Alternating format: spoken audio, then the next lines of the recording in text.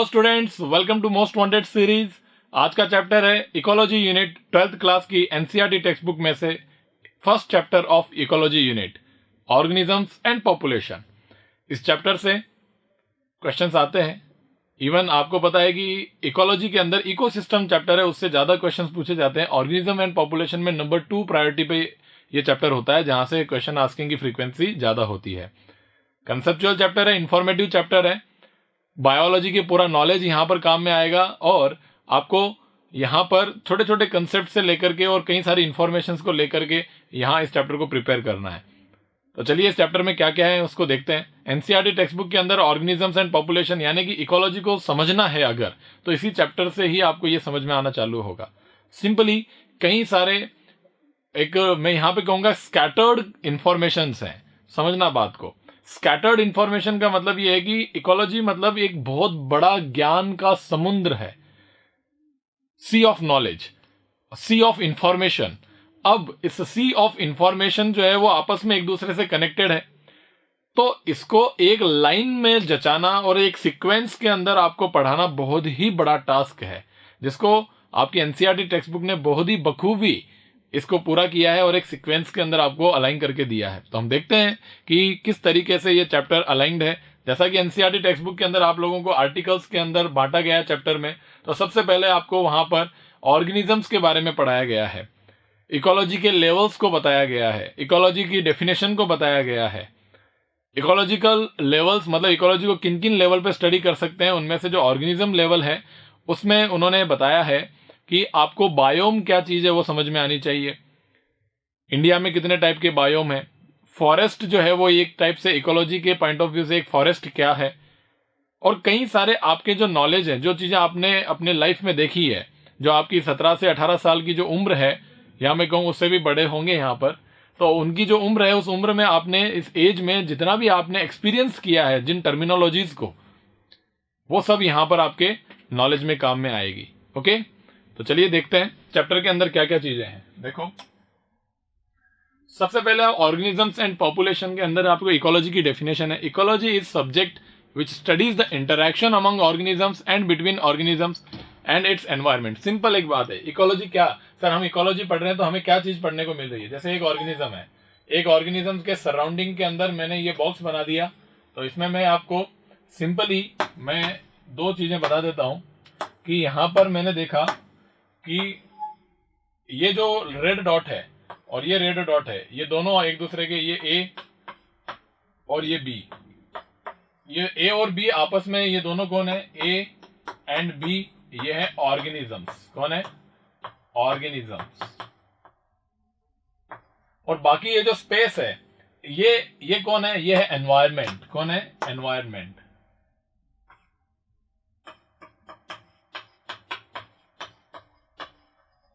Environment.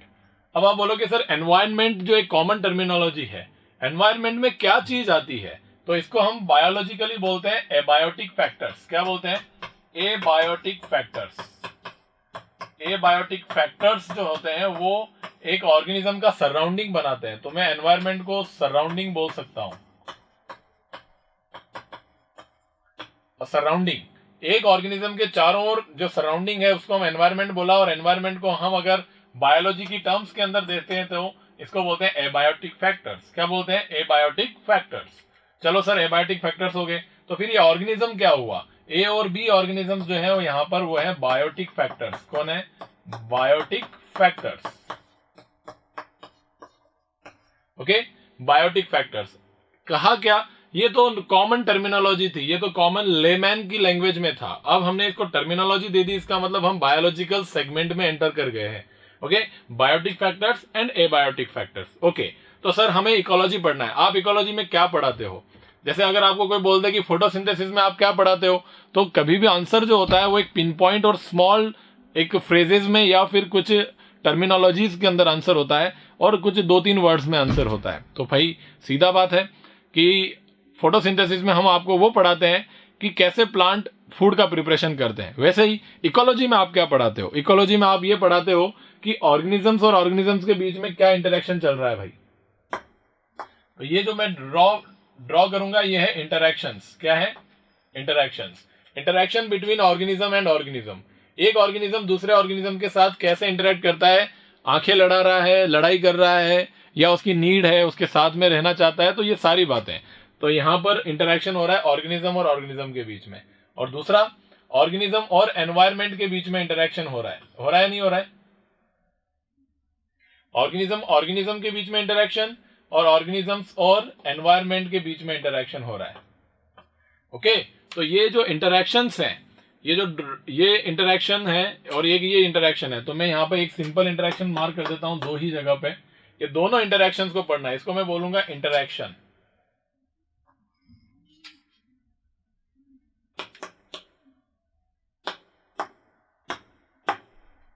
ये दोनों कौन है? इंटरेक्शन है। तो इन इंटरेक्शन को ही पढ़ना क्या कहलाता है? इकोलॉजी। इंटरेक्शंस, और इंटरेक्शंस जो होते हैं उन्हीं इंटरेक्शंस को स्टडी करना, टू स्टडी इंटरेक्शन, उसी को हम क्या कहते हैं, कौन सी ब्रांच बोलते हैं? इकोलॉजी। क्या बोलते हैं? इकोलॉजी। तो इस पूरे इकोलॉजी में आपको यही समझाया जाएगा कि एक ऑर्गेनिज्म दूसरे ऑर्गेनिज्म के साथ कैसे इंटरेक्ट करता है, अपने एनवायरमेंट और सराउंडिंग के साथ कैसे इंटरेक्ट करता है। तो सारे कंपोनेंट पढ़ने पड़ेंगे, यानी एक जो बॉक्स हम लोग पढ़ रहे हैं, ये एक यूनिट हो गई या नहीं हो गई? तो इस यूनिट को हम बोलते हैं इकोसिस्टम। क्या बोलते हैं? इकोसिस्टम। तो ये जो यूनिट आपके सामने रिफ्लेक्ट होकर के आ रही है, इसको हम बोलते हैं इकोसिस्टम। क्या बोलते हैं? इकोसिस्टम। तो ये इकोसिस्टम हो गया, इकोसिस्टम। तो यानी कि एक यूनिट, एक ऑब्जर्वेशन बाउंड्री, जिसमें आप ऑर्गेनिज्म के बीच में इंटरेक्शन को और ऑर्गेनिज्म और एनवायरमेंट के बीच में इंटरेक्शन को स्टडी कर रहे हो, तो उसको हम बोलते हैं इकोलॉजी। ओके, तो सर इंटरेक्शन स्टडी करने से पहले आपको कंपोनेंट तो पढ़ने पड़ेंगे ना, कि एक ऑर्गेनिज्म में क्या क्या चीज होती है, एक ऑर्गेनिज्म मिलकर के क्या बना सकता है, पॉपुलेशन बना सकता है, स्पीसीज अलग अलग हो सकती हैं। तो एक ऑर्गेनिज्म के बारे में पढ़ना, यहां पर इस चैप्टर में ऑर्गेनिज्म के बारे में पढ़ाया जाएगा। Okay okay, and then organism, और चैप्टर का नाम है पॉपुलेशन। तो सर ऑर्गेनिज्म एंड पॉपुलेशन के इस चैप्टर के अंदर क्या आप सिर्फ बायोटिक फैक्टर के ही चारों ओर घूमोगे क्या? तो नहीं, आप ऑर्गेनिज्म के लिए पढ़ रहे हो, तो आप ऑर्गेनिज्म इसको क्या क्या इफेक्ट करता है उसके बारे में पढ़ना है आपको। तो ये इसकी बॉडी में क्या स्ट्रक्चर है, क्या नहीं है, वो आप पढ़ के आ चुके हो।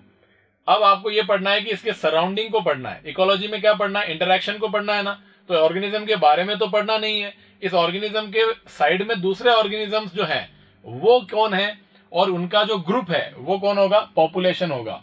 तो उस ऑर्गेनिज्म के पॉपुलेशन को पढ़ना, ऑर्गेनिज्म के चारों ओर जो सराउंडिंग है और वो जो इसके साथ इंटरेक्ट कर रहा है, तो वो उसके कंपोनेंट क्या है जो इस ऑर्गेनिज्म को अफेक्ट कर रहे हैं, इसकी लाइफ को इफेक्ट कर रहे हैं, इसकी लाइफ को जीने को जो चीज इसके सराउंडिंग में अफेक्ट कर रही है उसको हमें पढ़ना है। तो आप देखो, एक इंटरेक्शन ये पढ़ेंगे, दूसरा इंटरेक्शन ये पढ़ेंगे इकोलॉजी में।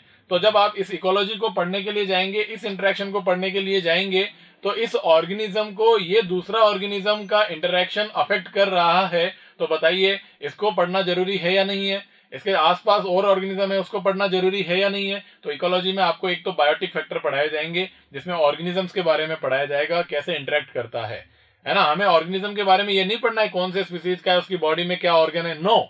हमें ये देखना है कि इस ऑर्गेनिज्म और इस ऑर्गेनिज्म में, इसके रेस्पेक्ट में अगर हम इकोलॉजी पढ़ना चाहते हैं, तो इसको इंटरेक्ट करने वाले जो अदर ऑर्गेनिजम्स हैं वो कैसे इंटरेक्ट करते हैं, उनका क्या स्टडी रहता है, उनका क्या पॉपुलेशन होता है, इसके बारे में स्टडी करना है पहली थिंग।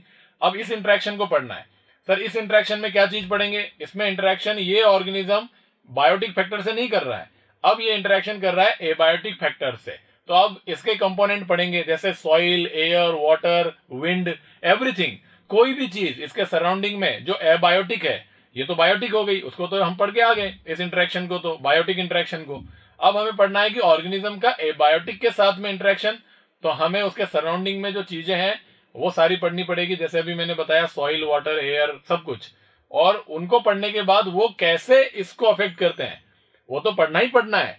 एबायोटिक फैक्टर्स की डिटेल तो पढ़नी ही पढ़नी है, प्लस ये भी पढ़ना है कि उनके अंदर आने वाले चेंजेस इस ऑर्गेनिज्म को कैसे अफेक्ट करते हैं, और इसी को ही हम बोलते हैं interaction between organism and abiotic factors. तो इसको पढ़ना ही इकोलॉजी पढ़ना होता है।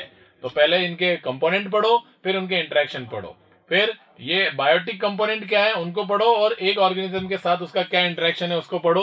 तो ऐसा करके ये चैप्टर आपको दिया गया है। यस और नो? तो इस चैप्टर में जो अभी मैंने बोला वो पूरा का पूरा ये चीज आपको समझाया गया है। क्लियर? अब आप बोल रहे हैं कि सर ये जिस एक ऑब्जर्वेशन एरिया में जो काम हो रहा है उस ऑब्जर्वेशन एरिया को आपने मार्क कर दिया और उसका नाम क्या रख दिया? इकोसिस्टम। इसका मतलब जो ये इंटरैक्शंस हो रहे हैं, जो बायोटिक फैक्टर्स और एबायोटिक फैक्टर्स के बीच में जो इंटरैक्शन हो रहा है, ये एक पर्टिकुलर एक एरिया के अंदर आप ऑब्जर्व कर रहे हो, तो आप ये इंटरैक्शंस ने मिलकर के एक उस पर्टिकुलर एरिया को गवर्न किया हुआ है, इस एरिया को चलाया हुआ है, और ये एरिया यहां पर एक इक्विलिब्रियम स्टैब्लिश्ड है सभी के बीच में। तो इस एरिया में जो काम हो रहा है उस एरिया का नाम है इकोसिस्टम। तो इकोलॉजी को कहां पढ़ा जाता है? इकोलॉजी को जिस पर्टिकुलर ऑब्जर्वेशन एरिया में पढ़ा जाता है उसको हम बोलते हैं इकोसिस्टम। क्या बोलते हैं? इकोसिस्टम। तो सर इकोसिस्टम एक ऑब्जर्वेशन एरिया है और उसमें हम इंटरेक्शन को पढ़ रहे हैं। तो कुल मिला के बात यही है कि एक इकोसिस्टम के अंदर इंटरेक्शन उन्हीं में होगा जिनमें कंपोनेंट होंगे। तो दो कंपोनेंट होते हैं, बायोटिक कंपोनेंट और एबायोटिक कंपोनेंट। इस ऑब्जर्वेशन एरिया में दो कंपोनेंट है, abiotic component and biotic component. तो बायोटिक और एबायोटिक कंपोनेंट, बायोटिक कंपोनेंट के बीच में, एबायोटिक कंपोनेंट के बीच में, और इवन बायोटिक का एबायोटिक कंपोनेंट के बीच में इंटरेक्शन चल रहा है। तो इस सारे इंटरेक्शंस को स्टडी करना एक ऑब्जर्वेशन एरिया मतलब इकोसिस्टम में, इसी को इकोलॉजी बोलते हैं। क्या बोलते हैं? इकोलॉजी। तो ये सारी बातें। The term ecology was coined by E. Haeckel. The term was first used by Ratter, and father of ecology is Ratter. Father of Indian ecology is Professor Ramdev Mishra. ये टर्मिनोलॉजीज हैं, ये कुछ informations हैं, वो आपको याद होनी चाहिए। अब एक इकोलॉजिकल हायरार्की, ये क्या बात है सर? इकोलॉजिकल हायरार्की मतलब क्या? जैसे अभी मैंने आपको क्या कहा कि इकोलॉजी को कहां स्टडी किया जाता है? इकोसिस्टम में। किसमें? इकोलॉजी स्टडी होती है इकोसिस्टम में। इकोसिस्टम में स्टडी होती है। तो सर एक इकोसिस्टम के अंदर कोई ना कोई तो लेवल्स होते होंगे ना, जिसमें ये कंपोनेंट्स बने हुए हैं। बिल्कुल लेवल्स होते हैं। जैसे सबसे छोटा लेवल कौन है? इंडिविजुअल, मतलब ऑर्गेनिज्म, एन ऑर्गेनिज्म। समझ में आया? तो देखो एक इकोसिस्टम को बनाने के लिए सबसे छोटी यूनिट क्या है? जैसे एक सिंगल ए कौन है? एक अकेला ऑर्गेनिज्म है ना। मान लो ये ह्यूमन है, यहां पर इस एक पर्टिकुलर एरिया में एक ह्यूमन प्रेजेंट है। तो एक ह्यूमन सबसे बेसिक यूनिट हो गई इकोलॉजी की। इकोलॉजी की सबसे बेसिक यूनिट कौन है? एन इंडिविजुअल, मतलब एन ऑर्गेनिज्म। हमने एग्जांपल में कौन ले लिया? A human. एक ह्यूमन जो है वो यहां पर एक इंडिविजुअल की तरह वर्क कर रहा है, सबसे बेसिक यूनिट है। तो इकोलॉजिकल हायरार्की में सबसे बेसिक यूनिट, तो बेसिक यूनिट कौन है? इंडिविजुअल। अब आप बताइए सर, ऐसे ही इस इकोसिस्टम में आप क्या करो? ए टाइप का ऑर्गेनिज्म, यानी आपने ह्यूमन लिया, ये बी टाइप का ऑर्गेनिज्म है, मान लेते हैं कि ये कुत्ता है, ओके, डॉग है। तो ए टाइप का ऑर्गेनिज्म यहां पर नंबर में एक ही है। ऐसे ही ऑर्गेनिज्म सेम, जैसे ऐसे ह्यूमन है मान लो ये, ऐसे ही नंबर ऑफ ह्यूमंस कर दो, यहां पे 5-7 कर दो, सेम स्पीसीज के मोर देन 2 मेंबर्स, या मैं कहूंगा कि मोर देन 1 नंबर ही बोलो आप। मोर देन 1 अगर है तो वो पॉपुलेशन है। अगर यहाँ 2 ह्यूमन भी है तो यहां हम बोलेंगे ह्यूमन पॉपुलेशन, और अकेला है तो उसको बोलेंगे इंडिविजुअल। अकेला कभी भी पॉपुलेशन नहीं होता। तो यहां पर देखो, थोड़ा इसको बढ़ा दो तो आप थोड़ा कॉम्प्लेक्स ऑर्गेनाइजेशन में चले गए। तो यहां पर यहाँ क्या बोलूंगा? पॉपुलेशन क्या है? पॉपुलेशन, ये 1 टाइप की पॉपुलेशन, 1 टाइप की स्पीसीज। ये इंपॉर्टेंट बात है। एक इंडिविजुअल, एन ऑर्गेनिज्म, और वहां पे ऑर्गेनिज्म मैंने क्या लिया? ह्यूमन लिया। तो जब ह्यूमन इकट्ठा होंगे तो क्या बनेगा? Human population. क्या बनेगी? Human population. ह्यूमन पॉपुलेशन बनेगी, करेक्ट। अगर मान लो कि आपने इंडिविजुअल लेवल के ऊपर a human and a dog, ये 2 माने हैं, तो डॉग का नंबर भी बढ़ाओ, ह्यूमन का नंबर भी बढ़ाओ, तो वहां पर कितनी पॉपुलेशन हो जाएगी? 2 पॉपुलेशन हो जाएगी। यहां पर अगर इसके भी 5-7 नंबर होते बी के, और ए के भी 5-7 नंबर होते, A is human, B is dog, तो इस इकोसिस्टम में कितनी पॉपुलेशन हो गई? 2 पॉपुलेशन हो गई, एक ह्यूमन पॉपुलेशन, दूसरी डॉग पॉपुलेशन। तो जितने टाइप के ऑर्गेनिजम्स, मतलब जितने टाइप का स्पीसीज, उतने ही टाइप की पॉपुलेशन होती है, याद रखना ये बात। Okay, clear? तो अभी मैंने यहाँ पे एग्जांपल में एक ही स्पीसीज ली है तो एक ही पॉपुलेशन बन गया, करेक्ट। अब सर इंडिविजुअल ने मिलकर के पॉपुलेशन बनाई, अब पॉपुलेशन कम्युनिटी में कैसे कन्वर्ट होगा? और हायर ऑर्डर पे चले जाओ, हालांकि एरो नीचे बने हुए हैं, इसका मतलब ये नहीं है डाउन जा रहे हो आप कॉम्प्लेक्सिटी की तरफ जा रहे हो। यहाँ सिंप्लिसिटी है, सिंपल से नीचे जा रहे हो तो आप कॉम्प्लेक्स की तरफ जा रहे हो। तो बताइए सर कि पॉपुलेशन से कम्युनिटी कैसे बनी? कम्युनिटी का मतलब होता है, ध्यान रखना कि यहां पर मोर देन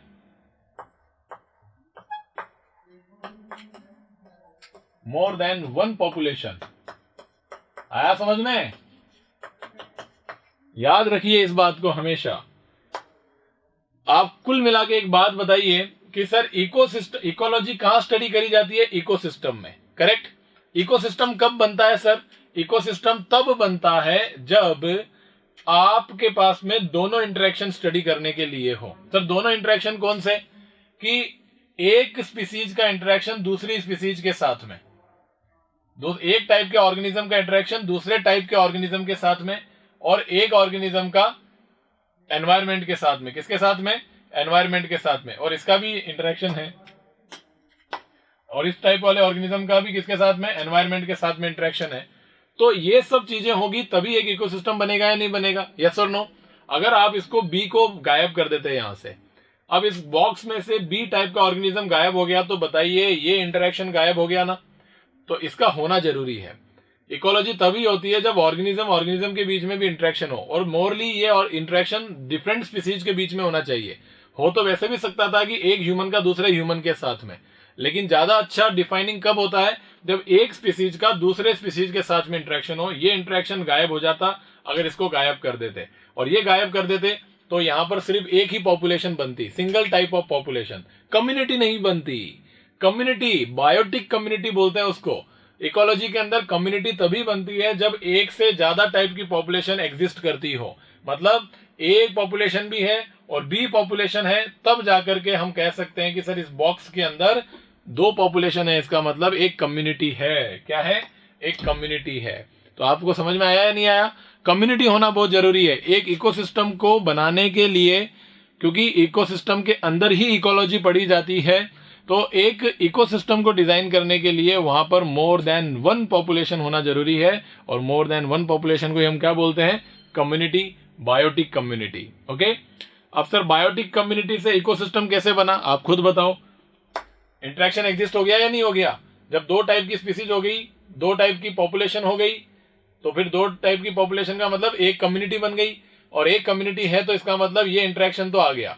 बायोटिक के बीच में इंटरेक्शन टिक हो गया, और एबायोटिक फैक्टर तो वैसे ही है इनके चारों ओर, तो एबायोटिक के बीच में इंटरेक्शन भी दिख रहा है। तो इकोलॉजी स्टडी करने के लिए रेडी है ना? दोनों इंटरेक्शन एग्जिस्ट कर गए तो ये एरिया अब क्या कहलाएगा? इकोसिस्टम। तो सर बायोटिक से कम्युनिटी तो बना ली है हो आप, बायोटिक के बीच में इंटरेक्शन तो डेवलप कर लिए हो आप, 2 टाइप की पॉपुलेशन बना करके। लेकिन इकोसिस्टम तभी बनता है जब एबायोटिक फैक्टर्स और एबायोटिक कंपोनेंट भी हो, तब जाकर के वो क्या बनेगा? इकोसिस्टम बनेगा। तो आप लोग बताइए मुझे, कम्युनिटी से इकोसिस्टम बनाने के लिए और किस बात की जरूरत है? एबायोटिक फैक्टर्स की रिक्वायरमेंट है। आया समझ में? कम्युनिटी है, इसका मतलब 2 टाइप के ऑर्गेनिजम्स हैं, इसका मतलब एक टाइप का इंटरेक्शन आ गया है, बायोटिक के बीच वाला इंटरेक्शन। लेकिन इकोसिस्टम केवल बायोटिक के इंटरेक्शन से नहीं बनता। इकोलॉजी में केवल बायोटिक के बीच में इंटरेक्शन स्टडी नहीं किया जाता, बायोटिक और एबायोटिक दोनों के बीच में इंटरेक्शन को भी स्टडी किया जाता है, तब जाकर के इकोलॉजी बनती है और वो इकोसिस्टम बनता है। तो इकोसिस्टम बनाने के लिए बायोटिक कम्युनिटी में क्या ऐड करो? Abiotic factors. क्या ऐड करो? एबायोटिक फैक्टर्स ऐड कर दो। तो सर अब बायोटिक के बीच में इंटरेक्शन और बायोटिक और एबायोटिक के बीच में इंटरेक्शन आ गया। तो कुल मिलाकर के बात आ गई इकोलॉजी की कि एक सिंगल ऑर्गेनिज्म के चारों ओर सराउंडिंग में वो जिन से इंटरेक्शन करता है उसको स्टडी करना ही इकोलॉजी है। तो एक सिंगल ऑर्गेनिज्म के चारों ओर कौन है, बायोटिक कंपोनेंट, ए बायोटिक कंपोनेंट, और ये है तो ये कौन हो गया, बायोटिक कंपोनेंट हो गया। तो ये ऑर्गेनिज्म दोनों के साथ इंटरेक्ट कर रहा है। एक तो उसके सराउंडिंग के साथ इंटरेक्शन का मतलब सराउंडिंग में दो चीजें हैं, ए बायोटिक और बायोटिक। तो बायोटिक के साथ इंटरेक्शन और ए बायोटिक के साथ इंटरेक्शन, तो बन गया सर इकोलॉजी। और ये बनाने के लिए आपको क्या करना पड़ा, एक कम्युनिटी बनानी पड़ी और एक एबायोटिक फैक्टर बनाने पड़े, तब जाकर के ये बॉक्स बना, मतलब कौन बना, इकोसिस्टम बना। तो देखो यहाँ पे biotic community, biotic interaction, abiotic factors, biotic और एबायोटिक के बीच में इंटरेक्शन आ गया, तो आपका इकोलॉजी पढ़ना सक्सेसफुल हो गया। और ऐसा करते ही आपने एक चीज का गठन कर दिया, एक चीज को बना दिया, और वो बन गया नेक्स्ट कॉम्प्लेक्स लेवल, और वो है इकोसिस्टम। क्या है, इकोसिस्टम। आया समझ में? तो फाइनल यूनिट आ गई इकोसिस्टम, करेक्ट। अब सर एक बात है, आपने बोला है कि एक ऑर्गेनिज्म के सराउंडिंग कंप्लीट हो जानी चाहिए, एबायोटिक फैक्टर और बायोटिक फैक्टर आ जाने चाहिए। तो हम ये कह सकते हैं कि वहां पर एक कम्युनिटी एग्जिस्ट कर रही है और एबायोटिक फैक्टर एग्जिस्ट कर रहे हैं, तो उस ऑब्जर्वेशन एरिया को आपने इकोसिस्टम बोल दिया। और वहां पर स्टडी करने निकल चुके दोनों टाइप के इंटरेक्शन को, तो हम कह सकते हैं कि आप इकोलॉजी स्टडी कर रहे हो वहां पे। तो सर फिर ये क्या है, बायोम क्या चीज है? इकोसिस्टम का बड़ा फॉर्म। एक पर्टिकुलर इकोसिस्टम बनाने के लिए जो रिक्वायर्ड थिंग्स हैं वो तो आपने कंप्लीट कर ली। वो तो एक टेस्ट ट्यूब भी है, एक टेस्ट ट्यूब के अंदर अगर बैक्टीरिया ग्रो कर रहे हैं, दो टाइप के बैक्टीरिया, तो वो टेस्ट ट्यूब भी एक टाइप का क्या है, ये ऑब्जर्वेशन एरिया बन गया, तो ये इकोसिस्टम है। और एक बायोम जो है, एक बड़ा लार्ज ऑब्जर्वेशन एरिया, एक पूरा फॉरेस्ट। आपने कभी फॉरेस्ट देखा हो तो एक फॉरेस्ट कितना लंबा चौड़ा ज्योग्राफिकल एरिया पे होता है, वो अकेला एक फॉरेस्ट भी क्या है, एक इकोसिस्टम है। तो कहने का मतलब आपका ये कंसेप्चुअली आप इकोसिस्टम तक पहुंच गए, इसका मतलब इकोलॉजी की स्टडी के सारी चीजें रिक्वायरमेंट आपने पूरी कर ली है। बस इकोसिस्टम से आप बायोम में एंटर कर रहे हो, इसका मतलब ये है कि large ecosystem is called biome. तो बायोम क्या है, लार्ज इकोसिस्टम।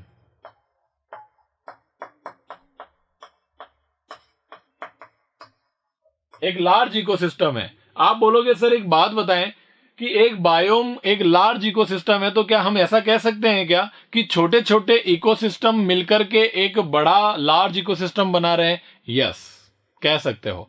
आपके ऑब्जर्वेशन एरिया पे डिपेंड करता है। अगर आप कहते हैं कि मुझे 5 किलोमीटर स्क्वायर एरिया का एक फॉरेस्ट स्टडी करना है, तो आप उसको एक बायोम बोल सकते हो, एक इकोसिस्टम बोल सकते हो, एक लार्ज इकोसिस्टम हो गया। फिर उसी फॉरेस्ट में आप पर्टिकुलर एक साइड में चले गए, लेक है छोटी सी, और वो 1 किलोमीटर स्क्वायर में फैली हुई है। तो 1 किलोमीटर स्क्वायर एरिया को अगर आप स्टडी कर रहे हो, तो वो 1 किलोमीटर स्क्वायर आपके अदर 1 किलोमीटर स्क्वायर से थोड़ा डिफरेंट है। वहां की कम्युनिटी, वहां का ऑर्गेनिज्म, वहां का एबायोटिक फैक्टर अलग है, वहां का एबायोटिक फैक्टर्स अलग है। तो आपके नजर में वो दो अलग अलग ऑब्जर्वेशन एरिया बन गए ना। तो आप कह सकते हो कि ये ए इकोसिस्टम है और वो बी इकोसिस्टम है, लेकिन है तो 5 किलोमीटर स्क्वायर एरिया में ही ना। जब आपका ऑब्जर्वेशन एरिया 5 किलोमीटर स्क्वायर पे था, तो आपके दिमाग में दूसरे वाले एबायोटिक फैक्टर, जो कॉमन एबायोटिक फैक्टर है वो, और कॉमन बायोटिक फैक्टर्स हैं वो चल रहे थे। जब आपने ऑब्जर्वेशन एरिया छोटा कर दिया, तब आपने वहां दो छोटे छोटे ऑब्जर्वेशन एरिया को कंपेयर किया। उस बड़े ऑब्जर्वेशन एरिया में 5 किलोमीटर स्क्वायर के अंदर 1-1 किलोमीटर स्क्वायर वाले दो ऑब्जर्वेशन एरिया आपने बनाए। तो आपकी नजर में ये 1 किलोमीटर वाला ऑब्जर्वेशन एरिया का बायोटिक और एबायोटिक फैक्टर्स इस वाले के बायोटिक और एबायोटिक फैक्टर से डिफरेंट है। तो आपकी नजर में वो दो इकोसिस्टम है। यस और नो? क्लियर? तो biome is the large ecosystem. तो सर ये बायोस्फीयर क्या है? ये लार्जेस्ट इकोसिस्टम है।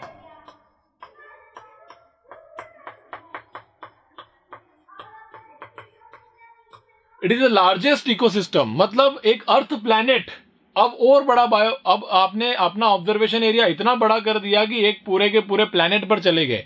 और एक प्लैनेट अर्थ को अगर आप अपने इकोलॉजी की नजर से देखोगे, तो वहां पर भी आपको एबायोटिक कंपोनेंट और बायोटिक कंपोनेंट की एक लिस्ट मिलेगी। तो आपके नजर में वो भी एक टाइप का क्या है, एक लार्जेस्ट इकोसिस्टम है। आया समझ में? तो ऐसे ये इकोलॉजिकल हायरार्की होती है, करेक्ट? तो सर ऐसी तरीके से आपने कई सारे बायोम। अब आप मुझे बताइए कि सर एक इकोसिस्टम दूसरे इकोसिस्टम में किस बात में अलग हो सकता है?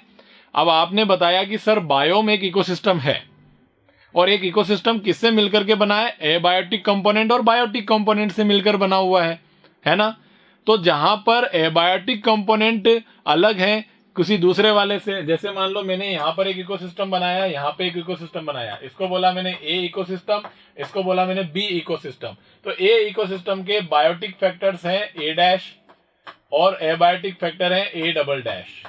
ओके, इस बी इकोसिस्टम के बायोटिक फैक्टर हैं बी डैश और एबायोटिक फैक्टर है बी डबल डैश। तो मैंने यहां पे रिलेशन देखा तो A double dash is not equal to B dash, मतलब यहां का बायोटिक फैक्टर, यहां का कम्युनिटी, यहां का ऑर्गेनिज्म, यहां के species, different types of species, यहां की पॉपुलेशंस यहां के ऑर्गेनिज्म से डिफरेंट है।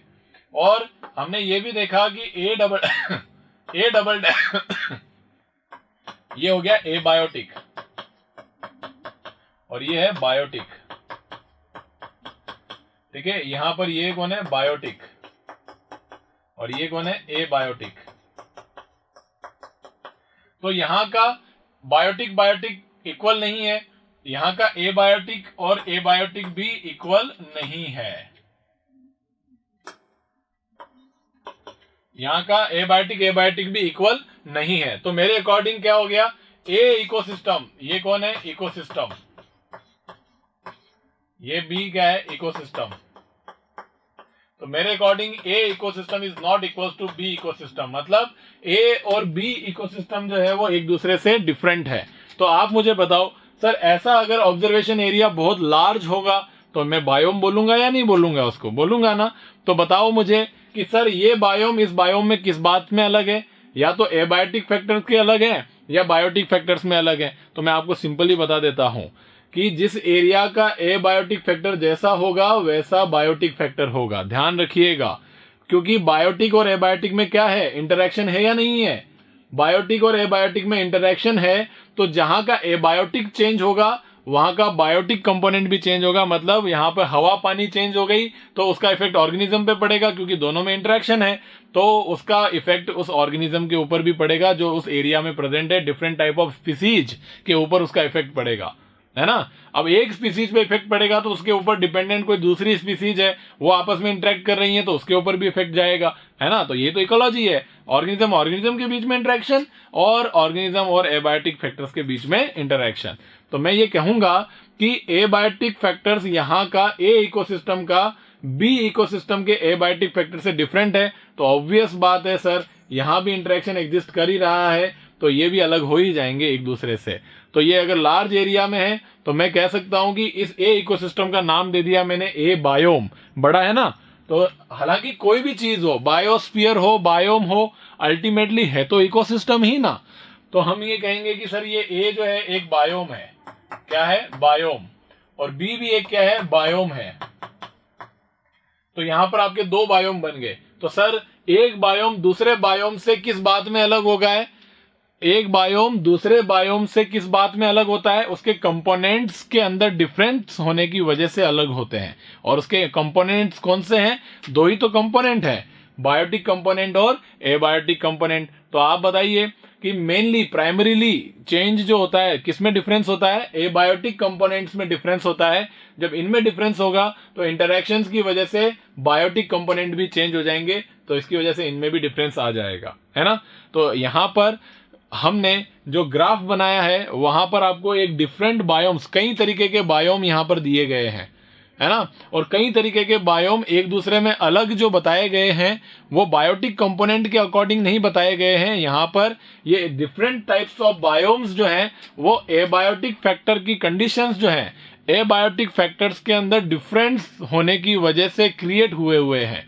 यानी कि यहां पर डिफरेंट बायोम एक दूसरे से अलग किस बात में है?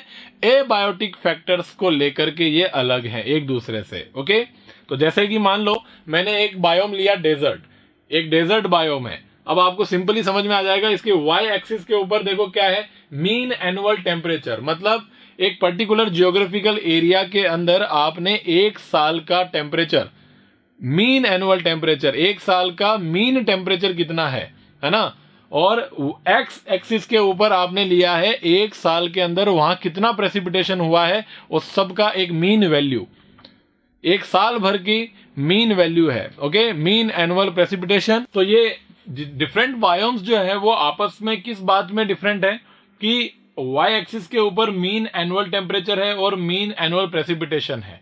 तो मीन एनुअल प्रेसिपिटेशन सभी बायोम का अपना अपना अलग रेंज है। देख लो आप लोग, जैसे आर्कटिक और अल्पाइन टुंड्रा में देखो आप लोग, यहां से लेकर के यहां तक अपना एक रेंज बनाया हुआ है मीन एनुअल प्रेसिपिटेशन ने, और टेम्परेचर का एक रेंज यहां से लेकर के यहां तक बना हुआ है आर्कटिक टुंड्रा का एक अपना मीन एनुअल टेम्परेचर है।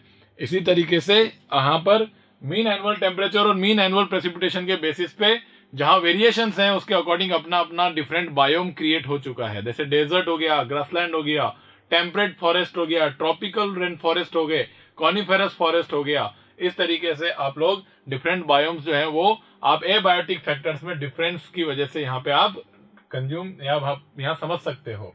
नेक्स्ट, यहाँ पर आपको एनसीईआरटी में फोटोज दे रखे हैं जो मेजर बायोम्स ऑफ इंडिया को शो करता है। जैसे ए जो है वो ट्रॉपिकल रेन फॉरेस्ट एक मेजर बायोम है। इसी तरीके से बी जो है वो आपका डेसिडुअस फॉरेस्ट है। Okay, deciduous forest. और सी अगर देखें तो आपको डेजर्ट है, और डी जो है सी कॉस्ट है। तो sea coast, desert, deciduous forest, tropical rain forest, ये मेजर 4 बायोम इंडिया के अंदर प्रेजेंट है। यहाँ की चारों की मीन एनुअल प्रेसिपिटेशन और मीन एनुअल टेम्परेचर जो है अलग अलग होते हैं। तो यहाँ का वेजिटेशन भी अलग होगा, ऑर्गेनिजम्स भी अलग होंगे।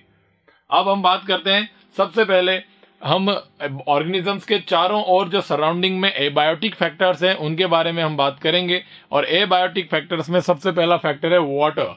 वाटर का साल्ट कंसंट्रेशन आपको पता करना है, तो इनलैंड वाटर लेस देन 5% है। सी वाटर का साल्ट कंसंट्रेशन इतना है। हाइपरसेलिन लगून्स, ये क्या होते हैं, ओशियन से कट होकर के बना हुआ एक एरिया होता है जो हाइपर सैलिनिटी शो करता है। 100% सैलिनिटी होती है उसकी।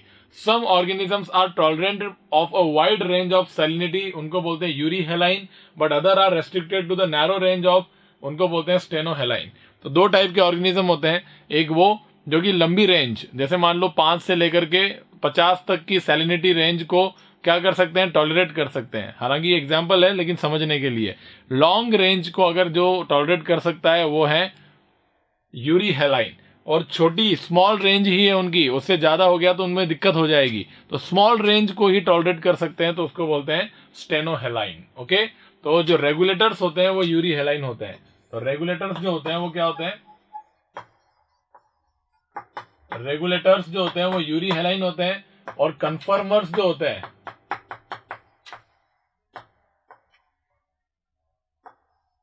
Conformers are steno हेलाइन। मतलब ये फिशेस के लिए बहुत इंपॉर्टेंट होता है। जैसे मरीन फिश होती है तो वो एक अपने पर्टिकुलर एरिया के अंदर ही रहती है, और उसका हैबिटेट का जो डिसाइड करता है वो करता है सैलिनिटी का रेंज, क्योंकि उनकी बॉडी के अंदर ज्यादा सैलिनिटी होगी तो वो रह नहीं सकती, या कम सैलिनिटी होगी फ्रेश वाटर की तरफ में चली गई तो नहीं रह सकती। ऑस्मो रेगुलेशन जो होता है वो गड़बड़ा जाता है। तो मरीन फिश फ्रेश वाटर में नहीं रह सकती, फ्रेश वाटर मरीन में नहीं रह सकती, और इवन मरीन में भी एक तरफ ज्यादा सैलिनिटी है एक तरफ कम सैलिनिटी है, तो फिश का हैबिटेट जो होता है ये सैलिनिटी का रेंज इंपॉर्टेंट होता है। तो मैक्सिमम फिशेस जो होती हैं वो कैसी होती हैं, स्टेनो हेलाइन होती हैं। कैसी होती हैं, स्टेनो हेलाइन। लाइट एंड सॉइल की अगर बात करें तो एनसीईआरटी के अंदर आपको पता है लाइट का कितना इंपॉर्टेंस आपको, एनसीईआरटी की अगर बात करें तो लाइट के अंदर जो बातें लिखी गई हैं उसी को ही हम स्टडी करेंगे। लाइट का इंपॉर्टेंस कैसे होता है भाई, आपको पता है कि ऑर्गेनिजम्स जो होते हैं वो फोटोसिंथेसिस करते हैं, तो लाइट की क्वालिटी इंपॉर्टेंट है, लाइट की इंटेंसिटी इंपॉर्टेंट होती है, लाइट का स्पेक्ट्रम वैल्यू बहुत इंपॉर्टेंट होता है। इवन लाइट ड्यूरेशन का भी एक अपना एक सिग्निफिकेंस होता है, क्योंकि डायूर्नल एक्टिविटीज जो होती हैं, जितनी भी एक्टिविटीज प्लांट करते हैं, या फिर मैं कहूँ फोटो पीरियडिज्म की बात हो गई या एनिमल्स की बात हो गई, तो ब्रीडिंग जो होता है इस लाइट पीरियड पर डिपेंड करता है, या फिर उनका खाना खाने का जो पैटर्न होता है जिसको हम फॉरेजिंग पैटर्न जो बोलते हैं, उसकी अगर बात करें तो वो लाइट पीरियड डे टाइम के ऊपर डिपेंड करता है। इवनिंग होते ही वापस लौट जाते हैं, तो लाइट का ड्यूरेशन जो है वो भी एक अपने आप में इंपॉर्टेंस रखता है। ओके, अब लाइट के स्पेक्ट्रम के अंदर हमें पता है कि लेक जो होती है, लेक के अंदर अलग अलग एरिया बन जाते हैं लाइट की वजह से। ओके, तो बॉटम के ऊपर अलग वेजिटेशन होता है और मेन बेसिन के अंदर अलग वेजिटेशन होता है। तो लाइट के बारे में एनसीईआरटी में बहुत कुछ लिखा हुआ है, जिसमें से सिंपल बातें हैं वो आप वहां से पढ़ सकते हैं। सॉइल की अगर बात करें तो सॉइल का कंपोनेंट क्वालिटेटिव और क्वांटिटेटिव दोनों इंपॉर्टेंट होता है। तो सॉइल जो होती है उसके लिए आपको जो है पीएच की वैल्यू जो होती है सॉइल की, वो बहुत इंपॉर्टेंट होती है।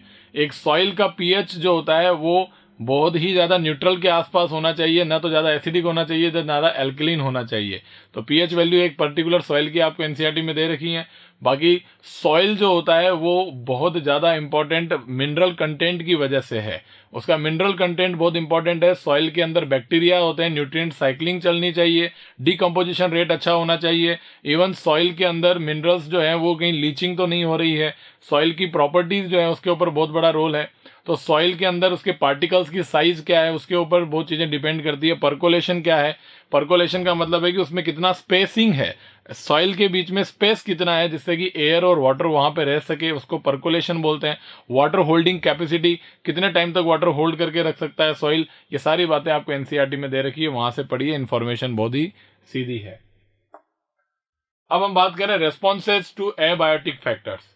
अगर हम एबायोटिक फैक्टर्स के अगेंस्ट रेस्पॉन्सेज की अगर बात करें तो कोई भी ऑर्गेनिजम्स जो होता है, आपको पता है कि एबायोटिक फैक्टर्स जो होते हैं जितने भी आपने देखे अभी एनवायरनमेंट में, मैंने कल ही बताया था बायोटिक, एनवायरनमेंट के अंदर मैंने अभी बताया था आपको कि बायोटिक और एबायोटिक फैक्टर्स जो होते हैं उनको अगर हम देखें तो यहाँ पर रेस्पॉन्सेज जो होते हैं वो किस तरीके से होते हैं। रेस्पॉन्सेज की अगर हम बात करें तो हमने पहले ही पढ़ा था कि ऑर्गेनिजम्स जो होता है उस ऑर्गेनिजम्स की अगर बात करें तो हमें पता है कि ऑर्गेनिजम्स जो है वो एबायोटिक फैक्टर्स के साथ में रेस्पॉन्ड करता है। और मैंने आपको अभी बताया कि एबायोटिक फैक्टर्स जो होते हैं उनके अंदर कई सारे कंपोनेंट्स जो होते हैं वो आपस के अंदर ऑर्गेनिजम्स के साथ में इंटरेक्ट करते हैं और ऑर्गेनिजम्स उसके प्रति उसके अगेंस्ट रेस्पॉन्स देता है। तो हम देखते हैं कैसे रेस्पॉन्ड करता है वो। रेस्पॉन्सेज टू एबायोटिक फैक्टर्स, तो ये एक्सटर्नल लेवल है और ये इंटरनल लेवल है। तो जैसे जैसे एक्सटर्नल लेवल मतलब बाहर का टेम्परेचर चेंज हो रहा है, मान लो टेम्परेचर बदल रहा है तो अंदर का टेम्परेचर भी बदलता जाएगा, जैसा बाहर वैसा अंदर, जैसा बाहर जैसा अंदर, यानी कि कोई एक स्टेबल कांस्टेंट टेम्परेचर जो है उसको वो मेंटेन नहीं कर रहा है ऑर्गेनिज्म। बॉडी के अंदर वो टेम्परेचर है जैसा बाहर टेम्परेचर है। तो ऐसे ऑर्गेनिजम्स के रेस्पॉन्स को हम बोलते हैं कन्फर्मर्स। ऐसे ऑर्गेनिजम्स क्या होते हैं, कन्फर्मर्स होते हैं, जो बाहर के एनवायरनमेंट के अकॉर्डिंग इंटरनल एनवायरनमेंट को बदलते जाते हैं, कोई एक कांस्टेंट चीज को रेगुलेट नहीं करते हैं। ओके, लेकिन आप देखो एक्सटर्नल लेवल इंक्रीज, जैसे इंटरनल लेवल एक कोई पॉइंट के ऊपर है, मान लो कि ये 37 डिग्री सेंटीग्रेड टेम्परेचर है किसी ऑर्गेनिज्म का, और बाहर पता चले कि जैसे आपने यहाँ 37 से आगे बढ़ाया, 40 किया, 41 किया, 42 किया, एक्सटर्नल टेम्परेचर कितना भी बढ़ रहा है लेकिन अभी भी ये ऑर्गेनिज्म अपना एक स्टेबल टेम्परेचर मेंटेन किए हुए हैं, रेगुलेट कर रहा है। एक्सटर्नल टेम्परेचर भले ही बढ़ रहा हो लेकिन इंटरनल को बढ़ने नहीं दे रहा है, उसी कांस्टेंट वैल्यू को मेंटेन किया हुआ है, उसी को रेगुलेट कर रहा है। ऐसे ऑर्गेनिजम्स को हम बोलते हैं रेगुलेटर्स। क्या बोलते हैं, रेगुलेटर्स। ओके, अब तीसरे हैं पार्शियल रेगुलेटर्स। एनसीईआरटी के अंदर उन्होंने गलती कर दी, उन्होंने उल्टा लिख दिया। तो आप पढ़ोगे एनसीईआरटी तो समझ में आ जाएगा, मैं यहां मार्क कर देता हूं कि इसको एनसीईआरटी में थ्योरी में उल्टा लिखा हुआ है। उल्टा क्या लिखा हुआ है कि वो कहता है कि पार्शियल रेगुलेटर्स इनिशियली रेगुलेटर होते हैं देन कन्फर्मर्स होते हैं। ऐसा नहीं होता, ग्राफ एकदम सही है। ग्राफ में देखो पार्शियल रेगुलेटर्स इनिशियली कन्फर्मर्स होते हैं, जैसा अगर बाहर एनवायरनमेंट है वैसा अंदर चेंज करते गए, जैसा बाहर है अंदर चेंज करते गए, लेकिन एक लिमिट तक, जैसे मान लो इस वैल्यू तक ये पहुंचे और इस वैल्यू तक पहुंचने के बाद यहां तक पहुंचने तक वो क्या थे, यहां तक पहुंचने तक वो क्या थे कि ये कन्फर्मर्स थे, जैसा बाहर था वैसे अंदर करते गए, बढ़ाते गए बढ़ाते गए, एक पॉइंट अचीव हो गया। अब इस पॉइंट को वो रेगुलेट करेंगे। अब एक्सटर्नल कितना भी बढ़ा दो लेकिन ये बढ़ नहीं रहे हैं, अपना लेवल इंक्रीज नहीं कर रहे हैं, ये इस वैल्यू को लेकर के रेगुलेट कर रहे हैं, तो अब रेगुलेशन होगा। तो partial regulators initially conformers then regulators. Okay, ये बात याद रखिएगा। करेक्ट, चलो जी।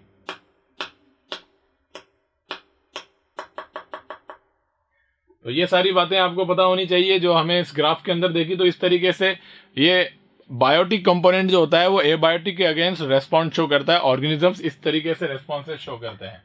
तो regulators, organism which can maintain homeostasis, मतलब अंदर जो एनवायरनमेंट है उसी को मेंटेन करेंगे, होम्योस्टेसिस बाय फिजियोलॉजिकल। अब होम्योस्टेसिस कैसे करेंगे, अब वो कई तरीके से कर सकते हैं। जैसे फिजियोलॉजिकल मींस की अगर बात करें तो जैसे फिजियोलॉजिकली वो बॉडी टेम्परेचर को मेंटेन करते हैं और बॉडी में साल्ट कंसंट्रेशन ऑस्मोलैरिटी को मेंटेन करते हैं। ओके, तो देखो ये इंपॉर्टेंट है। All birds and mammals, some lower invertebrates and vertebrates. तो रेगुलेटर्स कौन होते हैं? All birds and mammals are regulators. तो birds and mammals all are regulators, और some lower invertebrates and vertebrates. तो सम लोअर वर्टिब्रेट्स और invertebrates, कुछ invertebrates ऐसे हैं वो भी, और कुछ और वर्टिब्रेट्स हैं वो भी आपके रेगुलेटर्स होते हैं। ओके, ये एग्जांपल हो गए रेगुलेटर्स के। Conformers which are not able to maintain their internal environment simply conform to changing environment. Okay, about 99% of animals, nearly all plants, यानी कि नियरली सभी प्लांट्स और 99% एनिमल्स क्या होते हैं? कन्फर्मर्स होते हैं।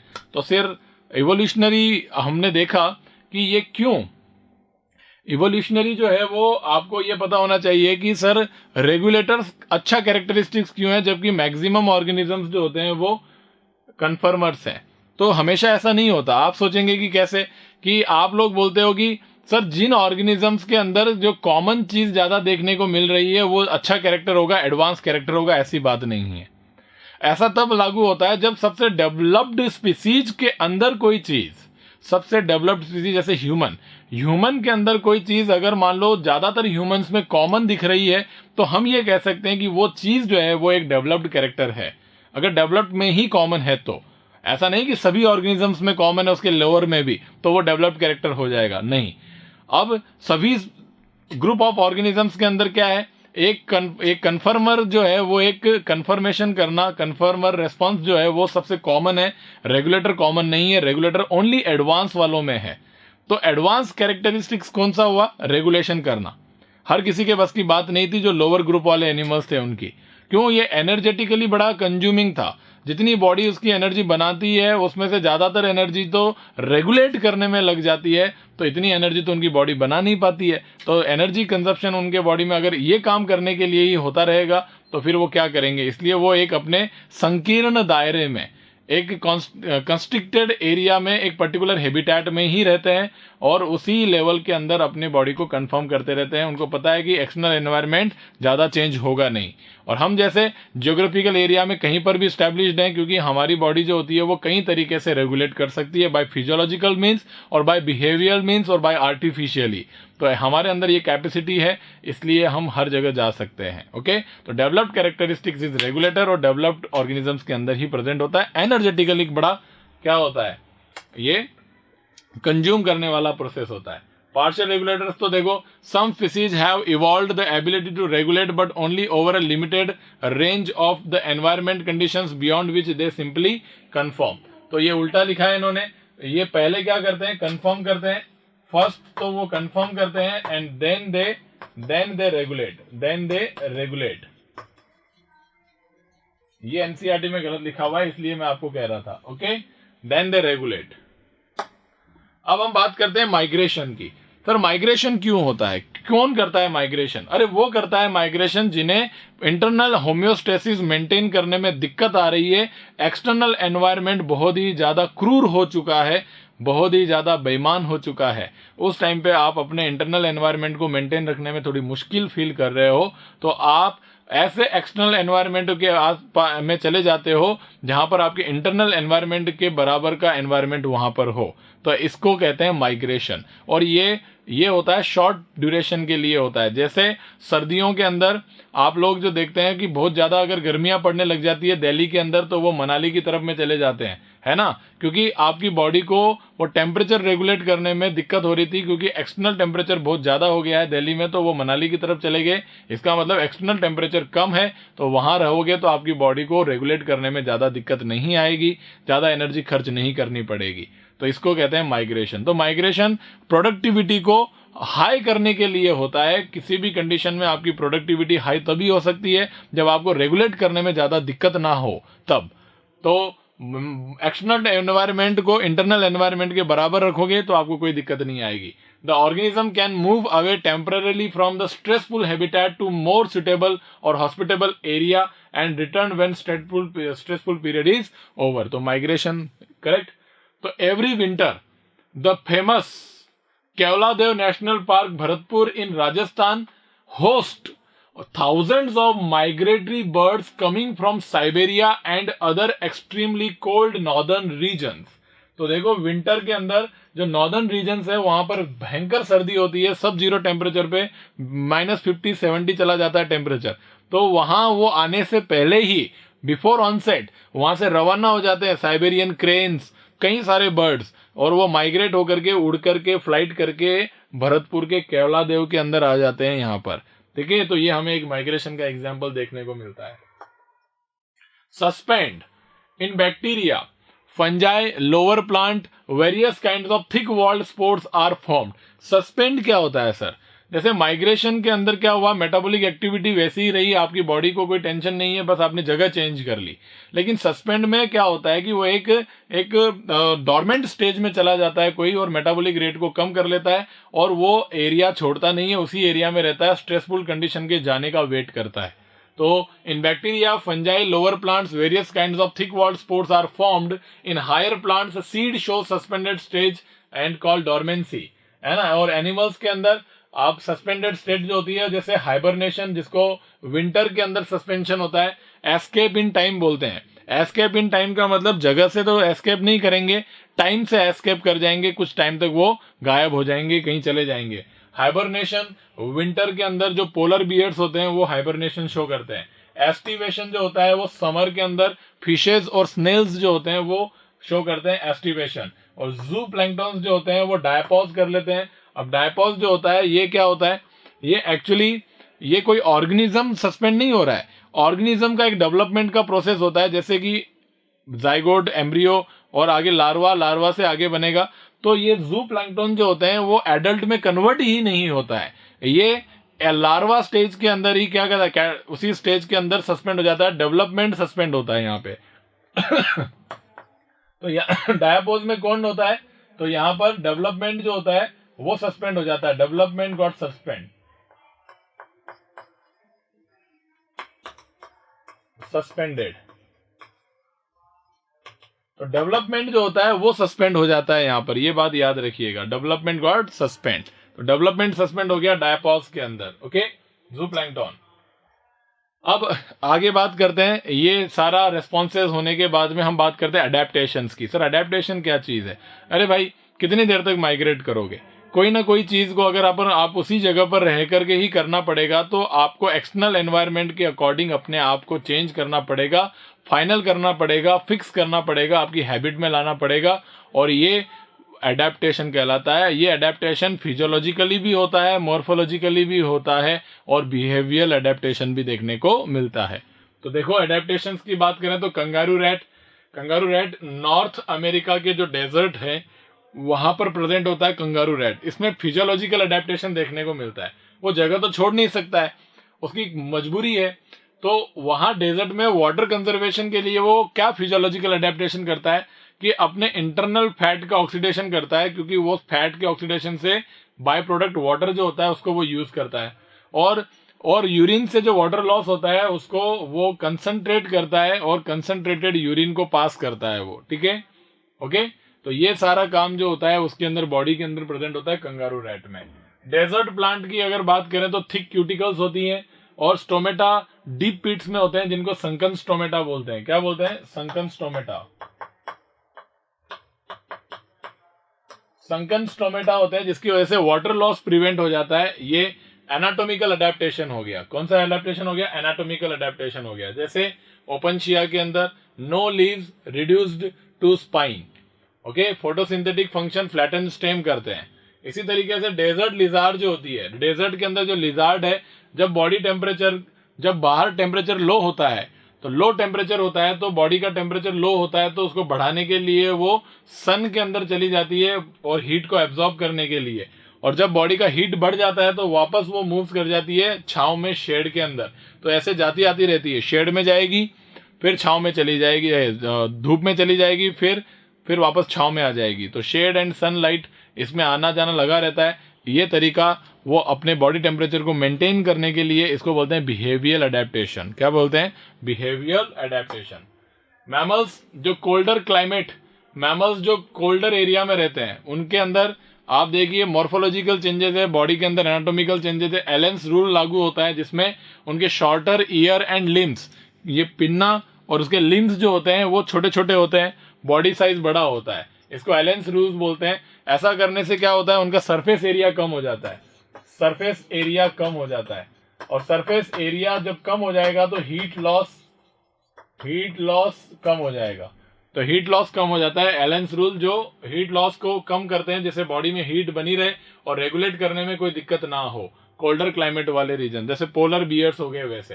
एक्वेटिक मैमल्स जैसे सील ऐसा है जिसके बॉडी के अंदर ब्लबर होता है। ब्लबर क्या होता है, थिक लेयर ऑफ फैट होती है, और फैट की ये लेयर जो होती है उसकी बॉडी के टेम्परेचर में हीट लॉस को प्रिवेंट करती है, इंसुलेटर होती है, तो हीट लॉस प्रिवेंट हो जाता है, हीट लॉस प्रिवेंटेड। ओके, और दूसरा है ये विक्रॉय बटरफ्लाई जो होती है वो mimics monarch butterfly which is poisonous to the predator. और एक ये होता है कि आप किसी से बचने के लिए आप अपने अंदर केमिकल्स डाल देते हो जिससे कि किसी के आप प्रेडेशन ना कर पाए, आपको कोई खा ना पाए। ओके, तो ऐसे सारे आपके पास में है। ठीक है, अब एक है एल्टीट्यूड सिकनेस। एल्टीट्यूड सिकनेस क्या है, एक फिजियोलॉजिकल अडेप्टेशन तो नहीं कहेंगे, इसको एक्लिमेटाइजेशन बोलते हैं। Sir what is difference between acclimatisation and adaptation? Adaptation क्या होता है कि लॉन्ग टाइम से आप किसी चीज को फेस कर रहे हो और आपकी बॉडी में वो फिक्स हो गया, तो वो है अडेप्टेशन। एक्लिमेटाइजेशन वो है जिसके अंदर आप इंस्टेंट आपकी बॉडी रेस्पॉन्ड करके उसको फिक्स करती है, उसको बोलते हैं एक्लिमेटाइजेशन। जैसे आप गए मनाली के अंदर ऊपर रोहतांग पास के अंदर हाइट पे चले गए बहुत ज्यादा, और वहां जाते ही आपकी बॉडी जो है वो सफोकेट होने लगेगी, आपकी हार्ट बीट तेज हो जाएगी, आपका ब्रीदिंग रेट ज्यादा हो जाएगा और आपको थोड़ी सी चक्कर जैसा आएगा, क्योंकि ब्रेन को ऑक्सीजन सप्लाई नहीं हो पाती है प्रॉपर।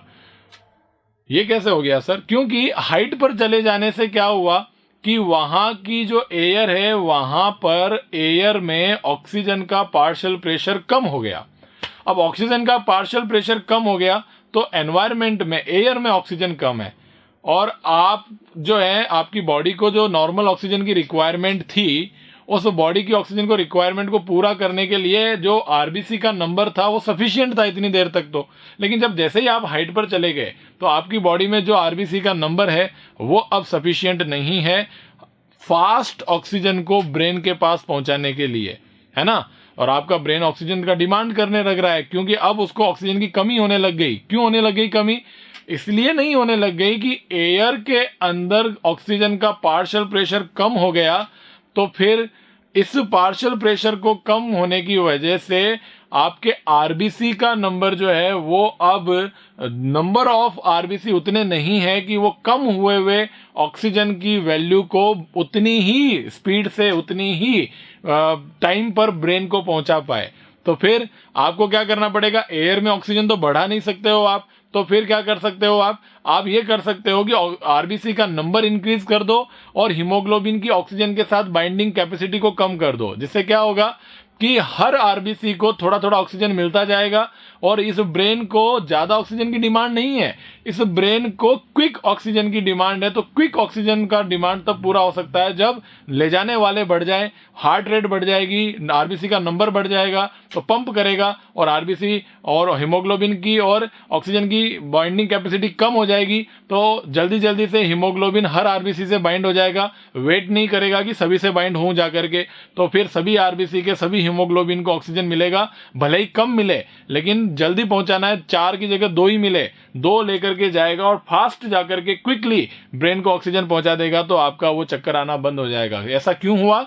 ऐसा इसलिए हुआ, आरबीसी का नंबर बढ़ा, ऑक्सीजन की हीमोग्लोबिन से बाइंडिंग कैपेसिटी डिक्रीज हुई, जिसकी वजह से ले जाने वाले नंबर बढ़ने की वजह से क्विक ट्रांसपोर्टेशन हो गया, जिसकी वजह से जो कम हुआ हुआ ऑक्सीजन है वो और आपकी बॉडी दोनों ने एक दूसरे के साथ इंटरेक्शन करके स्टेबिलिटी मेंटेन कर ली, जिससे कि आपके जो सिम्टम्स हैं वो सारे गायब हो गए। ये होता है एक्लिमेटाइजेशन। जो सिकनेस हो रही थी एल्टीट्यूड पे जाने से वो गायब हो गई। ओके, इसी वजह से तो जो हाइट पर रहने वाले जो हमेशा वहीं रहते हैं वो तो अडेप्ट हो गए, हम तो एक्लिमेटाइज हुए थे, वो तो वहीं रहते हैं तो वो तो अडेप्ट हो गए, इसीलिए तो उनकी बॉडी के अंदर आरबीसी काउंट ज्यादा मिलेगा आपको। क्यों मिलेगा? क्योंकि उनमें बहुत ज्यादा आरबीसी की रिक्वायरमेंट है, क्योंकि बॉडी को जल्दी क्विकली ऑक्सीजन पहुंचानी है और उनके एयर में ऑक्सीजन क्या होती है? कम होती है। तो उस कम एयर को जल्दी से पहुंचाने के लिए आरबीसी का नंबर बढ़ाना जरूरी है उनकी बॉडी में, अदरवाइज उनको भी चक्कर आने लगेंगे। तो उनकी बॉडी के अंदर ब्लड में आरबीसी काउंट ज्यादा होता है एज कंपेयर टू जो फ्लैट पे रहते हैं उनके। ओके, अब हम आते हैं पॉपुलेशन के अंदर। A group of individual, a same species के मेंबर्स का जो ग्रुप है वो पॉपुलेशन होता है। ओके क्लियर, एक पर्टिकुलर प्लेस में रहता है, इंटरब्रीडिंग करता है, आपस में ब्रीडिंग करते हैं। अब पॉपुलेशन के कैरेक्टरिस्टिक्स क्या है sir? Birth rate, natality, death rate, mortality, sex ratio, ये सब पॉपुलेशन के कैरेक्टरिस्टिक्स हैं। ओके, अब हम बात करते हैं सर एज पैरामिड्स की। सर एज पैरामिड क्या चीज है? एज पैरामिड जो होता है, उस एज पैरामिड के अंदर एक पॉपुलेशन के एट्रीब्यूट्स के अंदर, आप पॉपुलेशन को जब स्टडी करने जाते हो तो आप ये सोचते हो कि यार एक जगह पर, एक गांव में एक ह्यूमन की पॉपुलेशन है इतनी, उनमें मैं ये देखना चाहता हूं कि किस एज ग्रुप के मेंबर ज्यादा हैं। तो आपने उस पर्टिकुलर एज ग्रुप को डिवाइड किया और आपने कहा कि यहां पर 3 टाइप के एज ग्रुप हैं। कौन से? प्री रिप्रोडक्टिव एज ग्रुप जैसे बच्चे लोग, reproductive age group adult, post reproductive age group मतलब बूढ़े लोग। तो ऐसे 3 एज ग्रुप को आप उस पॉपुलेशन के ऊपर अप्लाई करा उस गांव में जाकर के, तो आपको ये 3 तरीके से दिख सकता है। कैसे? कि पहला वाला ऑप्शन ये है कि जिसमें बूढ़े लोग कम है, एडल्ट लोग उनसे ज्यादा है और बच्चे सबसे ज्यादा है। एक ऐसी पॉपुलेशन हो सकती है जिसमें एज का ये जो ग्रुप है, जिसको अप्लाई करने पर एक रिफ्लेक्शन निकल के आता है, जिसके अंदर आप जो है वो दोनों एज ग्रुप को देख सकते हो। अब इसमें सेक्स भी ऐड कर सकते हो। तो ये जो बीच में लाइन ड्रॉ करी है, एक तरफ मेल कर सकते हो, एक तरफ फीमेल भी बना सकते हो। मतलब एक गांव के अंदर कितनी मेल पॉपुलेशंस, मेल की अगर देखें तो मेल में ये तीनों एज ग्रुप किस तरीके से डिस्ट्रीब्यूटेड है और फीमेल में ये तीनों एज ग्रुप कैसे डिस्ट्रीब्यूटेड है। तो एज पिरामिड आपको ड्रॉ करके मिल जाएगा। स्टेबल ये होगा एक्सपेंडिंग पॉपुलेशन। अगर ऐसा एज ग्रुप उस पॉपुलेशन में है, उस गांव में है, तो वो गांव की पॉपुलेशन जो है वो थोड़े टाइम बाद बढ़ने वाली है, वो एक्सपेंडिंग पॉपुलेशन होगी, उसका नंबर बहुत जल्दी बढ़ेगा उस पॉपुलेशन का। ओके, वहां मेंबर्स बहुत ज्यादा ज्यादा जल्दी बढ़ेंगे। एक ऐसा है जिसके अंदर प्री रिप्रोडक्टिव और रिप्रोडक्टिव ऑलमोस्ट सेम है, तो ऐसे के अंदर वो पॉपुलेशन स्टेबल रहेगी, वहां पर बहुत कम ग्रोथ होगा पॉपुलेशन का ग्रोथ, वहां पर पॉपुलेशन की डेंसिटी जो है वो कम बढ़ेगी, यानी इतनी फास्ट नहीं ग्रो होगी। और अगर मान लो प्री रिप्रोडक्टिव कम है, एडल्ट ज्यादा है, तो ऐसा अगर है तो यहाँ पर थोड़े टाइम बाद में वो पॉपुलेशन की ग्रोथ कम हो जाएगी, डिक्लाइनिंग पॉपुलेशन होगी वो। तो एक पॉपुलेशन का क्या फ्यूचर होगा वो आप उसके एज पैरामीटर से बता सकते हो, जिसके अंदर आप तीनों तरीके के एज ग्रुप को उस पॉपुलेशन पर अप्लाई करो। और even you can apply for both sexes also in single age pyramid, male और फीमेल, एक तरफ मेल और एक तरफ फीमेल को भी बता सकते हो। ओके, तो ये एक्सपेंडिंग पॉपुलेशन। तो इसके शेप आते हैं, एज पैरामिड के शेप जो होता है, एज पैरामिड का शेप कब ऑब्टेन होता है? जब आप तीनों एज ग्रुप को उस पॉपुलेशन पर अप्लाई करोगे तब एक शेप ऑब्टेन होगा। और ये शेप जो होता है वो एक इंफॉर्मेशन देता है। किसके बारे में इंफॉर्मेशन देता है? पॉपुलेशन ग्रोथ कैसे होगी इसके बारे में इंफॉर्मेशन देता है। तो it reflects the growth status of the population. तो ये एज पैरामिड का शेप जो होता है, तो ये शेप क्या रिफ्लेक्ट करता है?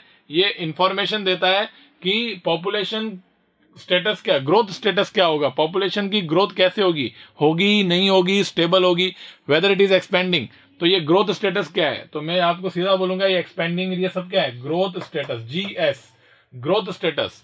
तो एज पैरामिड का शेप क्या रिफ्लेक्ट करता है? ग्रोथ स्टेटस रिफ्लेक्ट करता है। तो सर पहले ये शेप कौन सा है? ये शेप है पिरामिड। Okay, triangular. कौन सा शेप है? Triangular shape. ट्रायंगुलर शेप का एज पैरामिड मिल गया किसी पॉपुलेशन का, तो सर बताओ शेप आ गया ट्रायंगुलर। अब दो आप ग्रोथ स्टेटस दो इस पॉपुलेशन का, तो इस पॉपुलेशन का ग्रोथ स्टेटस है इट इज एक्सपेंडिंग। ओके, तो सर अगर स्टेबल ग्रोथ स्टेटस है तो वो एज पैरामिड किस शेप का देखने को मिलेगा आपको? तो ये पैरामिड आपको अर्न शेप देखने को मिलेगा। कैसा? अर्न शेप, कलशनुमा। ओके, इसको अर्न शेप बोलते हैं, कलशनुमा होता है, इसको हम अर्न शेप बोलेंगे। और डिक्लाइनिंग पॉपुलेशन जब दिख रही है आपको, तो ये कैसे देखने को मिलेगा आपको? ये देखो,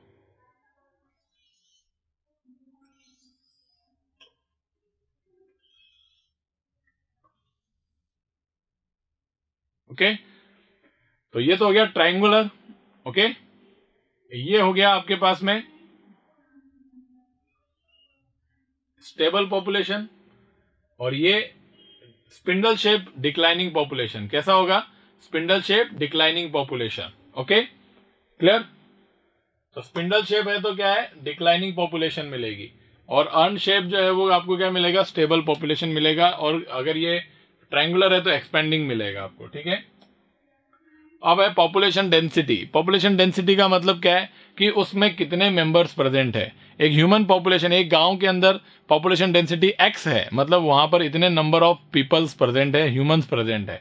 पॉपुलेशन डेंसिटी को कैपिटल N से शो करते हैं। ओके, तो पॉपुलेशन का साइज कितना बड़ा है वो उनके नंबर पर डिपेंड करता है, वो मेंबर पे डिपेंड करता है कि टोटल नंबर। एक्चुअल में पॉपुलेशन डेंसिटी का अगर पता करनी है तो आपको गिनती करनी पड़ेगी, काउंट करना पड़ेगा कहीं पर भी जाकर के, तब जाकर के आप बता सकते हो कि पॉपुलेशन डेंसिटी एग्जैक्टली इतनी है।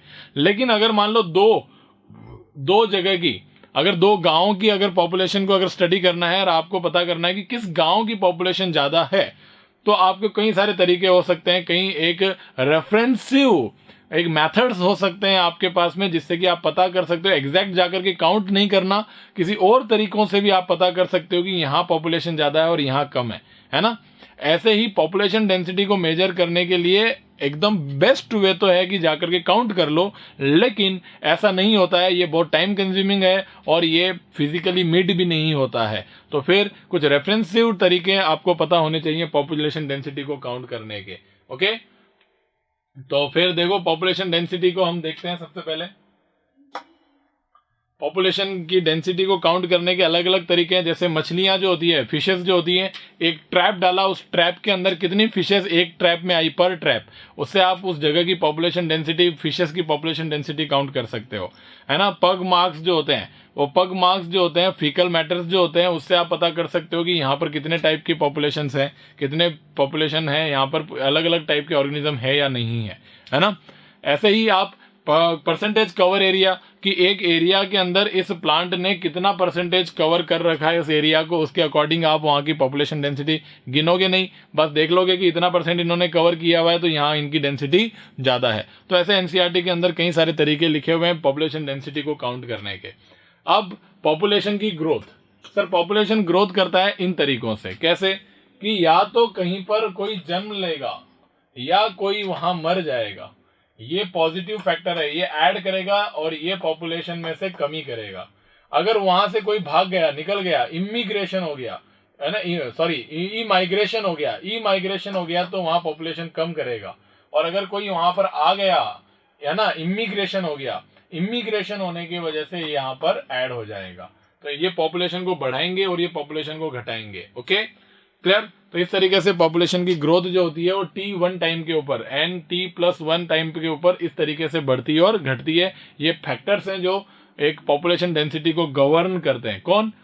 Birth rate, natality, death rate, mortality, immigration किसी का आना, ई माइग्रेशन किसी का चला जाना।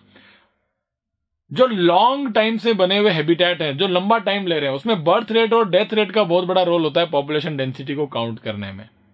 लेकिन अभी अभी मान लो किसी ने फ्लैट बनाए हैं, पता चले कि 2 टावर बना रखे हैं, 25-25 मंजिल के 2 टावर हैं, जिसके अंदर टोटल फ्लैट्स नंबर 150 है, 2 BHK, और वो 3 महीने के अंदर पूरे भर गए, तो उस पर्टिकुलर उस जगह के ऊपर पॉपुलेशन डेंसिटी इंक्रीज होने के पीछे reason birth rate, death rate नहीं है, वहां पर इमिग्रेशन और ई माइग्रेशन फैक्टर वर्क करते हैं। तो शॉर्ट टाइम के लिए अगर कोई चीज के अंदर पॉपुलेशन की ग्रोथ हो रही है तो वहां इमिग्रेशन और ई माइग्रेशन का बहुत बड़ा रोल होता है। ओके,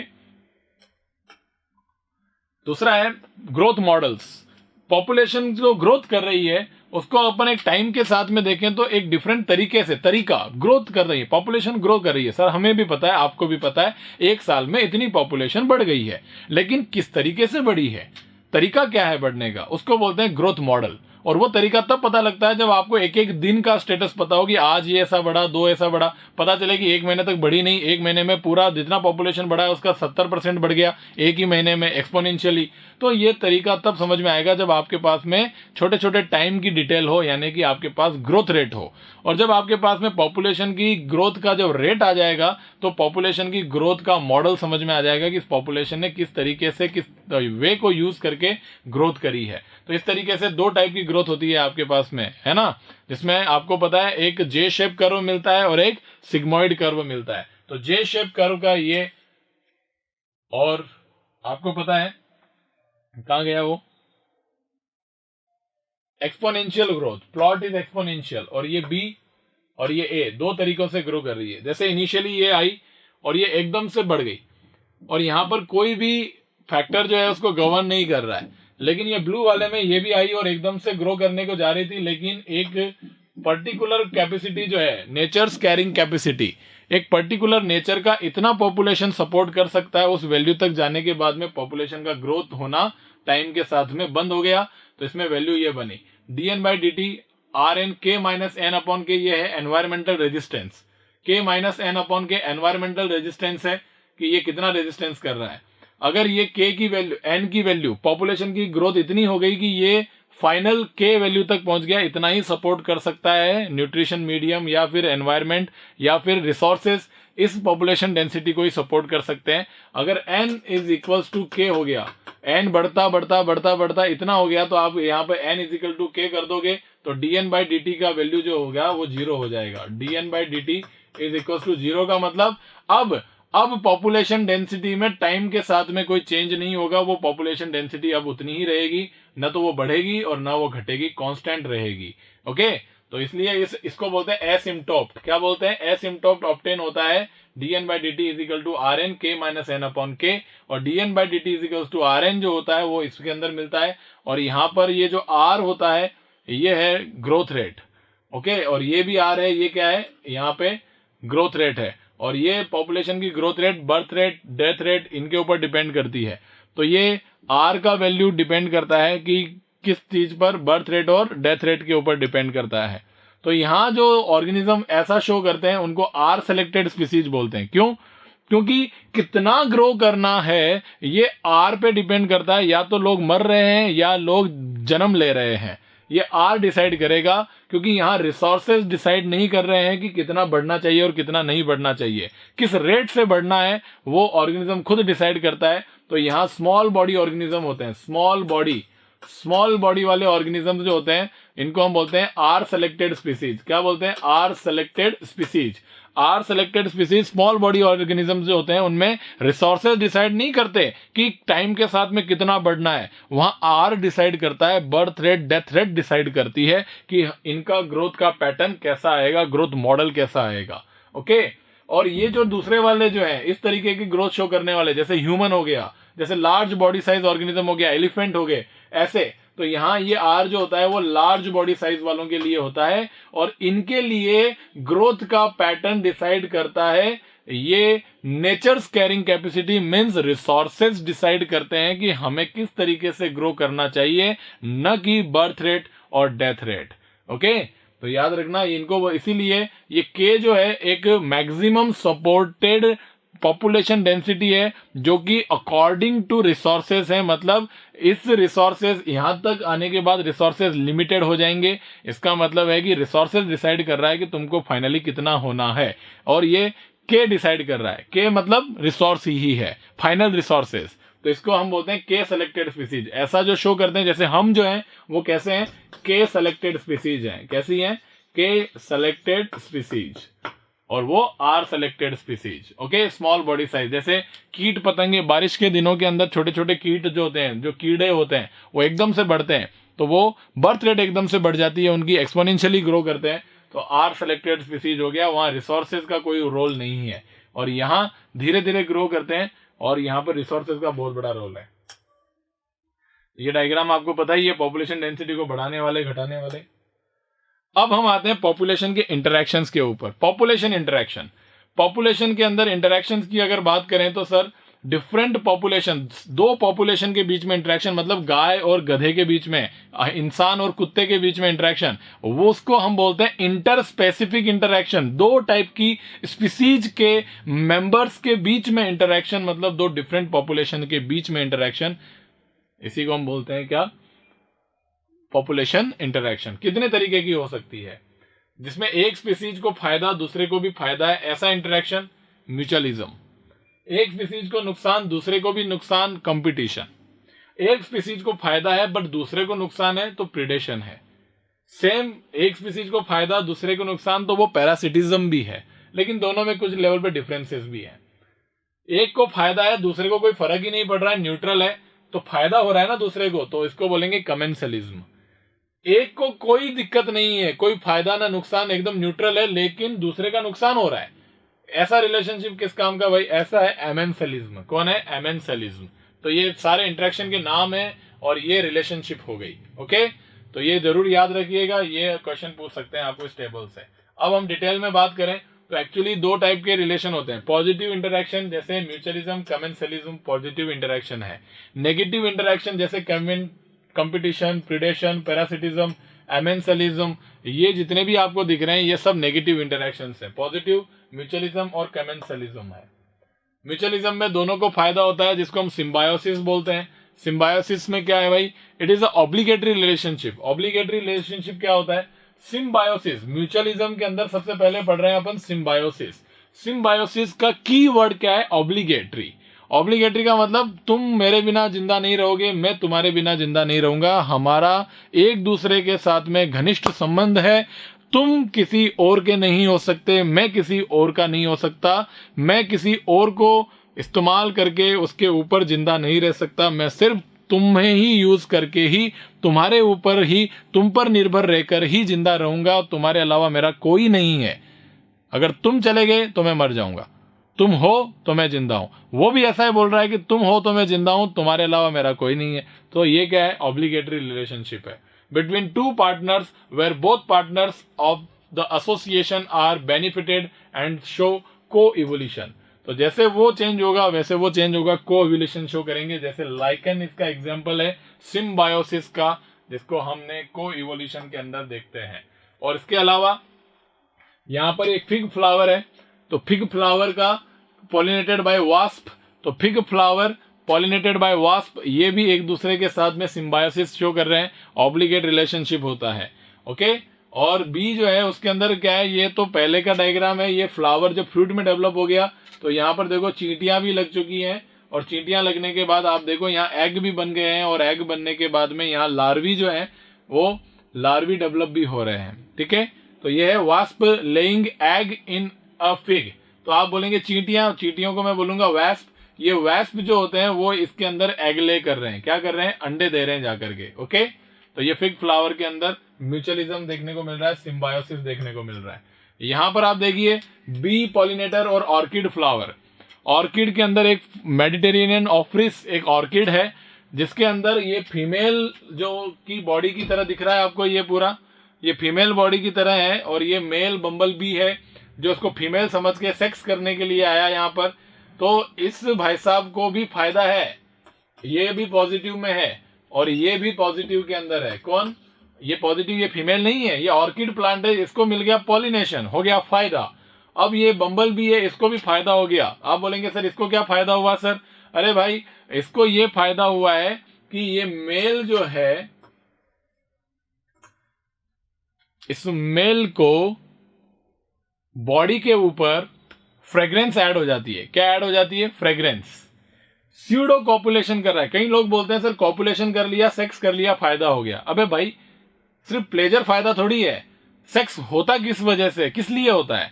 सेक्स किया जाता है प्रोजेनी को, जनरेशन को आगे बढ़ाने के लिए, स्पीसीज को कंटिन्यू रखने के लिए। तब तो मैं फायदा मानूं। इसने यहां पे आकर के सेक्स कर लिया तो ये कोई सेक्स आगे जाकर के कोई संततियां पैदा थोड़ी करेगा, ऑफस्प्रिंग थोड़ी पैदा करेगा, तो ये फायदा थोड़ी हुआ। फायदा है, क्या है कि ये इसके बॉडी के ऊपर फ्रेग्रेंस ऐड हो जाती है। फ्रेग्रेंस ऐड होने की वजह से इसकी बॉडी पे लग गया डीओ। ओके, कौन सा वाला? जो ब्रांड आपको सोचना है वो ब्रांड सोच लो, वैसा डीओ इसके बॉडी के ऊपर लग गया। यहीं से तो बना है डीओ के ऐड सारे। इसकी बॉडी पे, इस ऑर्किड का, ऑर्किड में होती है फ्रेग्रेंस बहुत ही खतरनाक, और ये बॉडी के ऊपर जैसे इसके फ्रेग्रेंस आ जाएगी तो इसकी बॉडी के फ्रेग्रेंस से फीमेल्स जो है उसकी प्रॉक्सिमिटी में अट्रैक्ट होंगी, और अट्रैक्ट होने की वजह से, क्योंकि इन बीज के अंदर सेक्सुअल पार्टनर के साथ में कॉपुलेशन के लिए सबसे बड़ी दिक्कत ही यही आती है कि इनके अंदर आपस में मिल नहीं पाते हैं। क्योंकि ये पॉलिनेशन में बिजी होते हैं, जिसकी वजह से इनकी मेटिंग जो होती है उसमें क्लोज एसोसिएशन या फिर टकराना नहीं होता है। तो इनकी बॉडी पे फ्रेग्रेंस ऐड होने की वजह से वो फीमेल्स इनकी तरफ अट्रैक्ट होकर के उनको लगता है कि यहाँ ऑर्किड है, चलो पॉलिनेशन करने के लिए चलते हैं। तो फिर वो जैसे देखती है तो पता लगता है कि यहाँ तो मेल बैठा हुआ है, तो यहाँ मेल और फीमेल के अंदर सेक्स होता है, जिसकी वजह से उनकी प्रोजेनी आगे बढ़ती है। तो ये फायदा होता है। इसीलिए इसके स्मेल एक स्पेसिफिक स्मेल होती है और उसी स्मेल की तरफ ये फीमेल अट्रैक्ट होती है, तो इनको फायदा हुआ और ऐसा करने से इनको भी फायदा हो गया। ठीक है, तो दोनों तरफ से फायदा है, तो ये म्यूचुअलिज्म हो गया। क्या हो गया? म्यूचुअलिज्म। ओके, इसी तरीके से लाइकेन के अंदर आपको पता ही है शेल्टर प्रोवाइड करता है, वाटर मिनरल दे देता है, फंजाई जो होता है वो इसको, और एल्गी जो होता है उसको फूड प्रोवाइड करता है। साइनोबैक्टीरिया की अगर बात करें, है ना, तो फोटोसिंथेटिक एल्गी भी होती है लाइकेन के अंदर और साइनोबैक्टीरिया भी देखने को मिलते हैं लाइकेन के अंदर। ओके, तो ये क्वेश्चन याद रखिएगा, बहुत इंपॉर्टेंट क्वेश्चन है कि लाइकेन के अंदर फोटोसिंथेटिक पार्टनर एल्गी और साथ ही साथ साइनोबैक्टीरिया, ब्लू ग्रीन एल्गी भी हो सकता है। ओके, फंजाई के साथ एसोसिएटेड। माइकोराइजा के अंदर आपको पता है हायर प्लांट्स के साथ में फंजाई एसोसिएटेड होता है।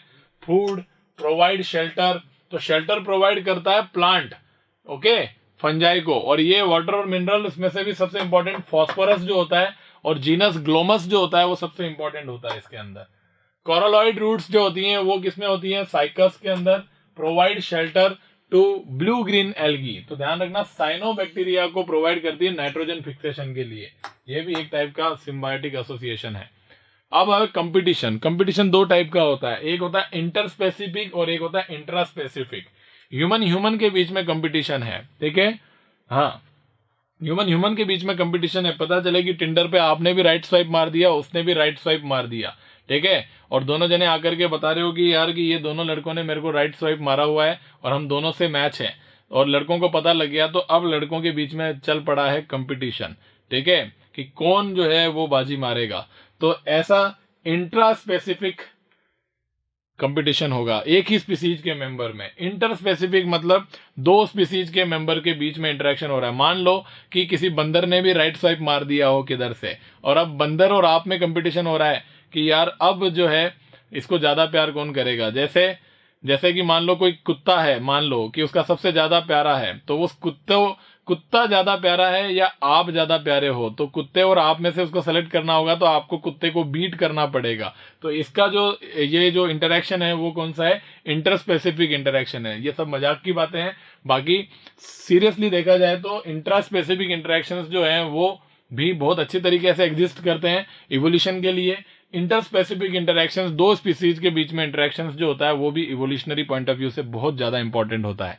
ओके, तो two unrelated species can also compete for the same resource. Example के लिए अगर अपन इंटर स्पेसिफिक की बात करें तो flamingo and the south American fish, तो साउथ अमेरिका की फिश और फ्लेमिंगो जो होती है वो दो अलग अलग अनरिलेटेड स्पीसीज हैं, और सेम रिसोर्स जो होती है किसके लिए? जू प्लैंक्टन के लिए। फ्लेमिंगो और अमेरिकन फिश ये दोनों ही एक ही जू प्लैंक्टन के लिए सेम रिसोर्स के लिए क्या करती हैं?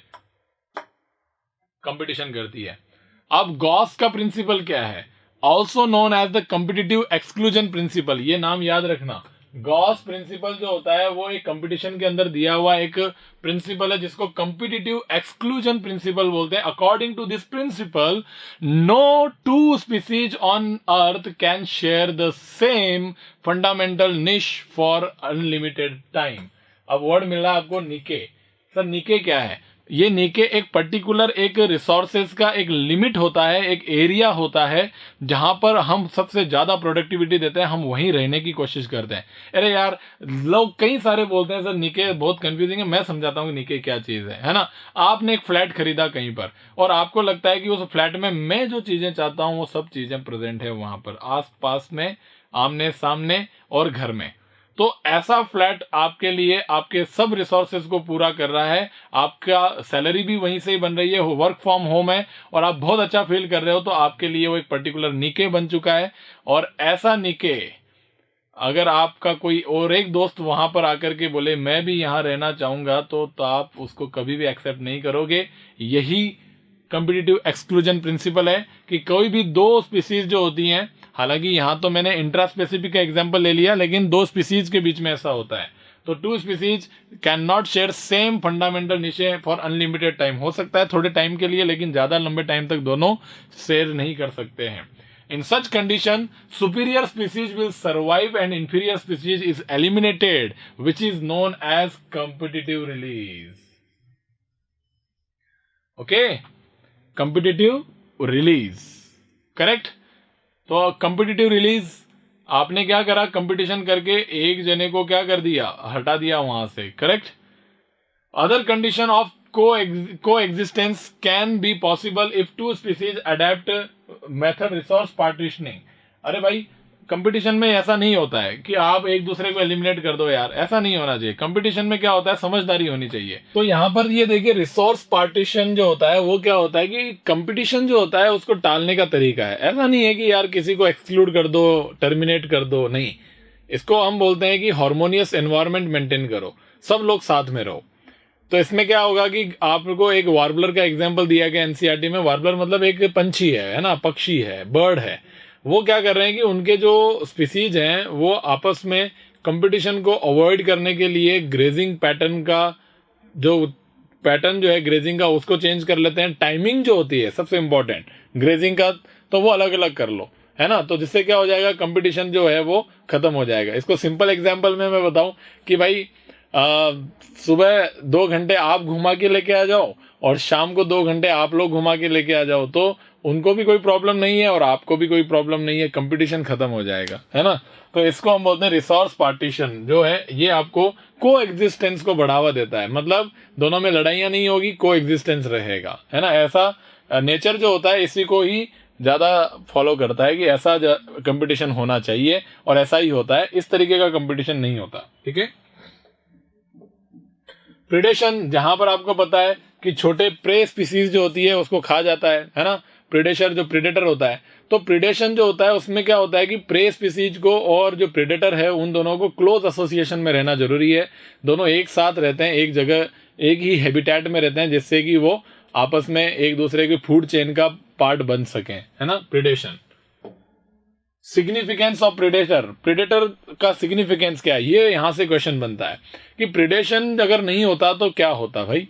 तो देखो, they act as a channel for the energy transfer for one trophic level to another. अगर एनर्जी जितना ज्यादा अच्छा ट्रांसफर होगा एक ऑर्गेनिज्म से दूसरे ऑर्गेनिज्म के अंदर, तो वो इकोसिस्टम उतना ही ज्यादा स्टेबल होगा। तो स्टेबल इकोसिस्टम के लिए एनर्जी का ट्रांसफर कई सारे ट्रॉपिक लेवल से होकर के होना चाहिए। इसलिए यहाँ प्रीडेटर एक कंड्यूट की तरह वर्क करता है, एक ट्रॉपिक लेवल के ऊपर स्टैंड करता है, जो कि एनर्जी को ट्रांसफर करने में अपना बहुत बड़ा योगदान देता है। और दूसरा, predator keep the number of the prey species in control and act as a biological control in ecosystem. एक इकोसिस्टम में कोई पर्टिकुलर स्पीसीज का नंबर बहुत ज्यादा नहीं हो जाना चाहिए। अगर कोई इसका जो प्रे स्पीसीज है वो अगर बहुत ज्यादा हो गया तो इम्बैलेंस हो जाएगा एनर्जी ट्रांसफर। तो ये प्रीडेटर उस प्रे स्पीसीज की पॉपुलेशन को कंट्रोल में रखते हैं, उनको खा करके। Predator also minimize the competition between the prey organism. पता चलेगी प्रे ऑर्गेनिज्म आपस में ही कट रहे, मर रहे हैं, लड़ झगड़ के मर गए सारे। पता चले बहुत ज्यादा कंपटीशन हो रहा है, तो फिर उनका नंबर बढ़ने की वजह से बहुत ज्यादा कंपटीशन है, तो खा जाओ उनमें से किसको। तो नंबर कम रहेगा तो इजीली रहेंगे, उनमें कंपटीशन नहीं रहेगा। तो ये उनके बीच में कंपटीशन को क्या करता है, मिनिमाइज करके रखता है। When certain exotic species are introduced to a geographical area, they become invasive. अगर मान लो कोई प्रेडेटर अगर कहीं पर ना हो, तो कोई ऐसी स्पीसीज जिसका कोई प्रीडेशन नहीं करता है वो एकदम से इन्वेजिव हो जाएगी, एकदम इतना जबरदस्त स्फोट हो जाएगा, बहुत ज्यादा नंबर में इंक्रीज हो जाएगी। तो एक जगह पर प्रीडेटर का होना बहुत जरूरी है, जिससे कि कोई स्पीसीज इन्वेजिव ना हो जाए, ओके, जैसे इकोसिस्टम इम्बैलेंस ना हो जाए। एग्जाम्पल जैसे प्रिकली पियर कैक्टस, जिसका कोई प्रेडेटर नहीं था, फिर अपन इसको प्रेडेटर लेकर के आए, तब जाकर के इनका पॉपुलेशन कंट्रोल में आया। Cactophagus. Predator also help in maintaining the species diversity by reducing the intensity of competition between them. ये भी हमें पता है। अमेरिकन पैसिफिक कोस्ट के अंदर इस तरीके से आपने देखा बैलेनस और कैथामेलस, ये आप चीज देखते हो। आपने देखा रॉकी टाइडल एरिया के अंदर स्टारफिश प्रेडेटर स्टार फिश को वहां से रिमूव कर दिया तो वहां पर कंपटीशन ज्यादा इंक्रीज हो गया। जब प्रेडेटर स्टार फिश को वहां डाला तो वहां पर कंपटीशन उनके अंदर मेंटेन रहा, जिससे कि एलिमिनेट नहीं हुआ कोई भी species. Okay, prey species evolve various defence to reduce predation. इसके अलावा ये भी है, प्रे स्पीसीज जो होती है वो कहीं ज्यादा प्रूडेंट होना चाहिए, प्रेडेटर प्रूडेंट होना चाहिए, निर्दयी नहीं होना चाहिए, अदरवाइज वो खुद के लिए ही घातक हो जाएगा, उसको खाना नहीं बचेगा। तो एक विवेकपूर्ण होना चाहिए जिससे कि वो खाए, नॉर्मली खाए और आपका नंबर मेंटेन रखे प्रे स्पीसीज का। तो प्रे स्पीसीज भी बचने की कोशिश करेगी यार, ये तो नेचर है, तो वो कुछ ना कुछ डिफेंस यूज करते हैं। जैसे some species of insects and frog mimics their environment, camouflage करते हैं and can not be easily detected by predator. इसे मोनार्क बटरफ्लाई हाईली डिस्ट्रेसफुल होती है और because of special chemical present in the body, और वो केमिकल उनके caterpillar stage के अंदर वो एक वीड को खा करके अपने बॉडी में लाती है जिससे कि वो बच सके किसी प्रेडेटर से, है ना। Some non poisonous organisms mimics with the poisonous ones reduce the sounds to terrify the predator, जिसको बोलते हैं वार्निंग मिमिक्री। वार्निंग मिमिक्री का मतलब कुछ तो पॉइजनस के जैसा एक्ट करते हैं। ओके, ये था सारा का सारा जो प्रे स्पीसीज। इसी तरीके से जो प्लांट के जो डिफरेंट केमिकल्स हैं, हमको लगता था कि हमारे फायदे के लिए निकोटीन, जैसे तंबाकू फूंक दिया और जितना फूंकना है, तो पता है सुट्टे पे सुट्टे मार रहे हैं और हमें लगा कि हमारे लिए बना है। अरे नहीं भाई, वो टोबैको जो है, निकोटीन जो बना हुआ है, वो वहां पर किसी न किसी प्लांट को वो प्रेडेटर से बचाने के लिए अपने बॉडी में बनाया गया केमिकल सब्सटेंस है। उसको थोड़ी पता था टोबैको को कि यहाँ पर ये जो एनिमल मैं प्रेडेटर की तरह बचने के लिए यूज कर रहा हूं और ये यहाँ पे इंसान जैसा कोई आएगा वो मेरे को फूंक देगा, हुक्कों में फूंकेगा, चिलम में फूंकेगा, सिगरेट में फूंकेगा। ओके, और ऐसे कई सारे एल्कलॉइड्स हैं, जैसे कि आपको पता है कि वो आंकड़े का दूध होता है ना, जो कांटा लग जाता है तब लगाते हैं, राजस्थान में लगाते हैं ऐसे, है ना। तो वो आंकड़ा कैलोट्रोपिस, तो कैलोट्रोपिस को गाय वगैरह जो है वो खाती नहीं है क्योंकि कार्डियो इलेक्ट्रोसाइड्स होते हैं, वो सिक इल कर देती है किसी भी एनिमल को। तो वो एक अपने आप को बचाने का, उनसे ग्रेजिंग एनिमल से बचाने का एक तरीका है वो केमिकल्स। ऐसे एनसीईआरटी में लिखा हुआ है, तो आप पढ़ लेंगे, इंफॉर्मेटिव पार्ट है। Now come to the parasitism. Parasitism के अंदर क्या होता है, सबसे इंपॉर्टेंट बात पैरासिटिज्म की ये है कि वो जिस पर पैरासाइट लगा हुआ है होस्ट पर, उसके साथ वो क्लोजली एसोसिएटेड होता है उसकी बॉडी से। ओके, और एमेंसेलिज्म की बात करें तो पैरासिटिज्म में कई सारे एग्जांपल दे रखे हैं, आप उसको पढ़िएगा कि क्या क्या कर देता है, उसको वीक बना देता है, और कई सारी इंफॉर्मेशन एनसीईआरटी के अंदर दी गई है। एमेंसेलिज्म की बात करें तो एग्जाम्पल क्या है, पेनिसिलियम नोटेटम। पेनिसिलिन एक केमिकल सिक्रीट करता है जो कि वो वहां पर प्रेजेंट, आपको पता है, बैक्टीरिया जो होते हैं उन बैक्टीरिया को खत्म कर देता है। उससे पेनिसिलियम नोटेटम को कोई फर्क नहीं पड़ा, लेकिन बैक्टीरिया को फर्क पड़ा, उनका ग्रोथ कम हो गया, तो नेगेटिव हो गया, एमेंसेलिज्म हो गया। ओके, ऐसे ही क्लोरेलिन फ्रॉम क्लोरेला, ये भी आपका एक एमेंसेलिज्म का एग्जाम्पल है। ओके, तो इस तरीके से ये सारे इंटरैक्शंस और उनके बीच में जो नॉलेज है, उनके बीच में जो इन्फॉर्मेशन है, वो आपके पास में है, आप उसको पढ़िएगा। इससे चैप्टर से क्वेश्चन जरूर आता है, इस सेक्शन से, इंटरैक्शन वाले सेक्शन से जरूर क्वेश्चन एक देखने को मिलता है आपको इस चैप्टर में से। तो ये चैप्टर खत्म होता है और अगले लेक्चर के अंदर हम नया चैप्टर स्टार्ट करेंगे, वो है ecosystem. Okay, thank you so much, bye bye.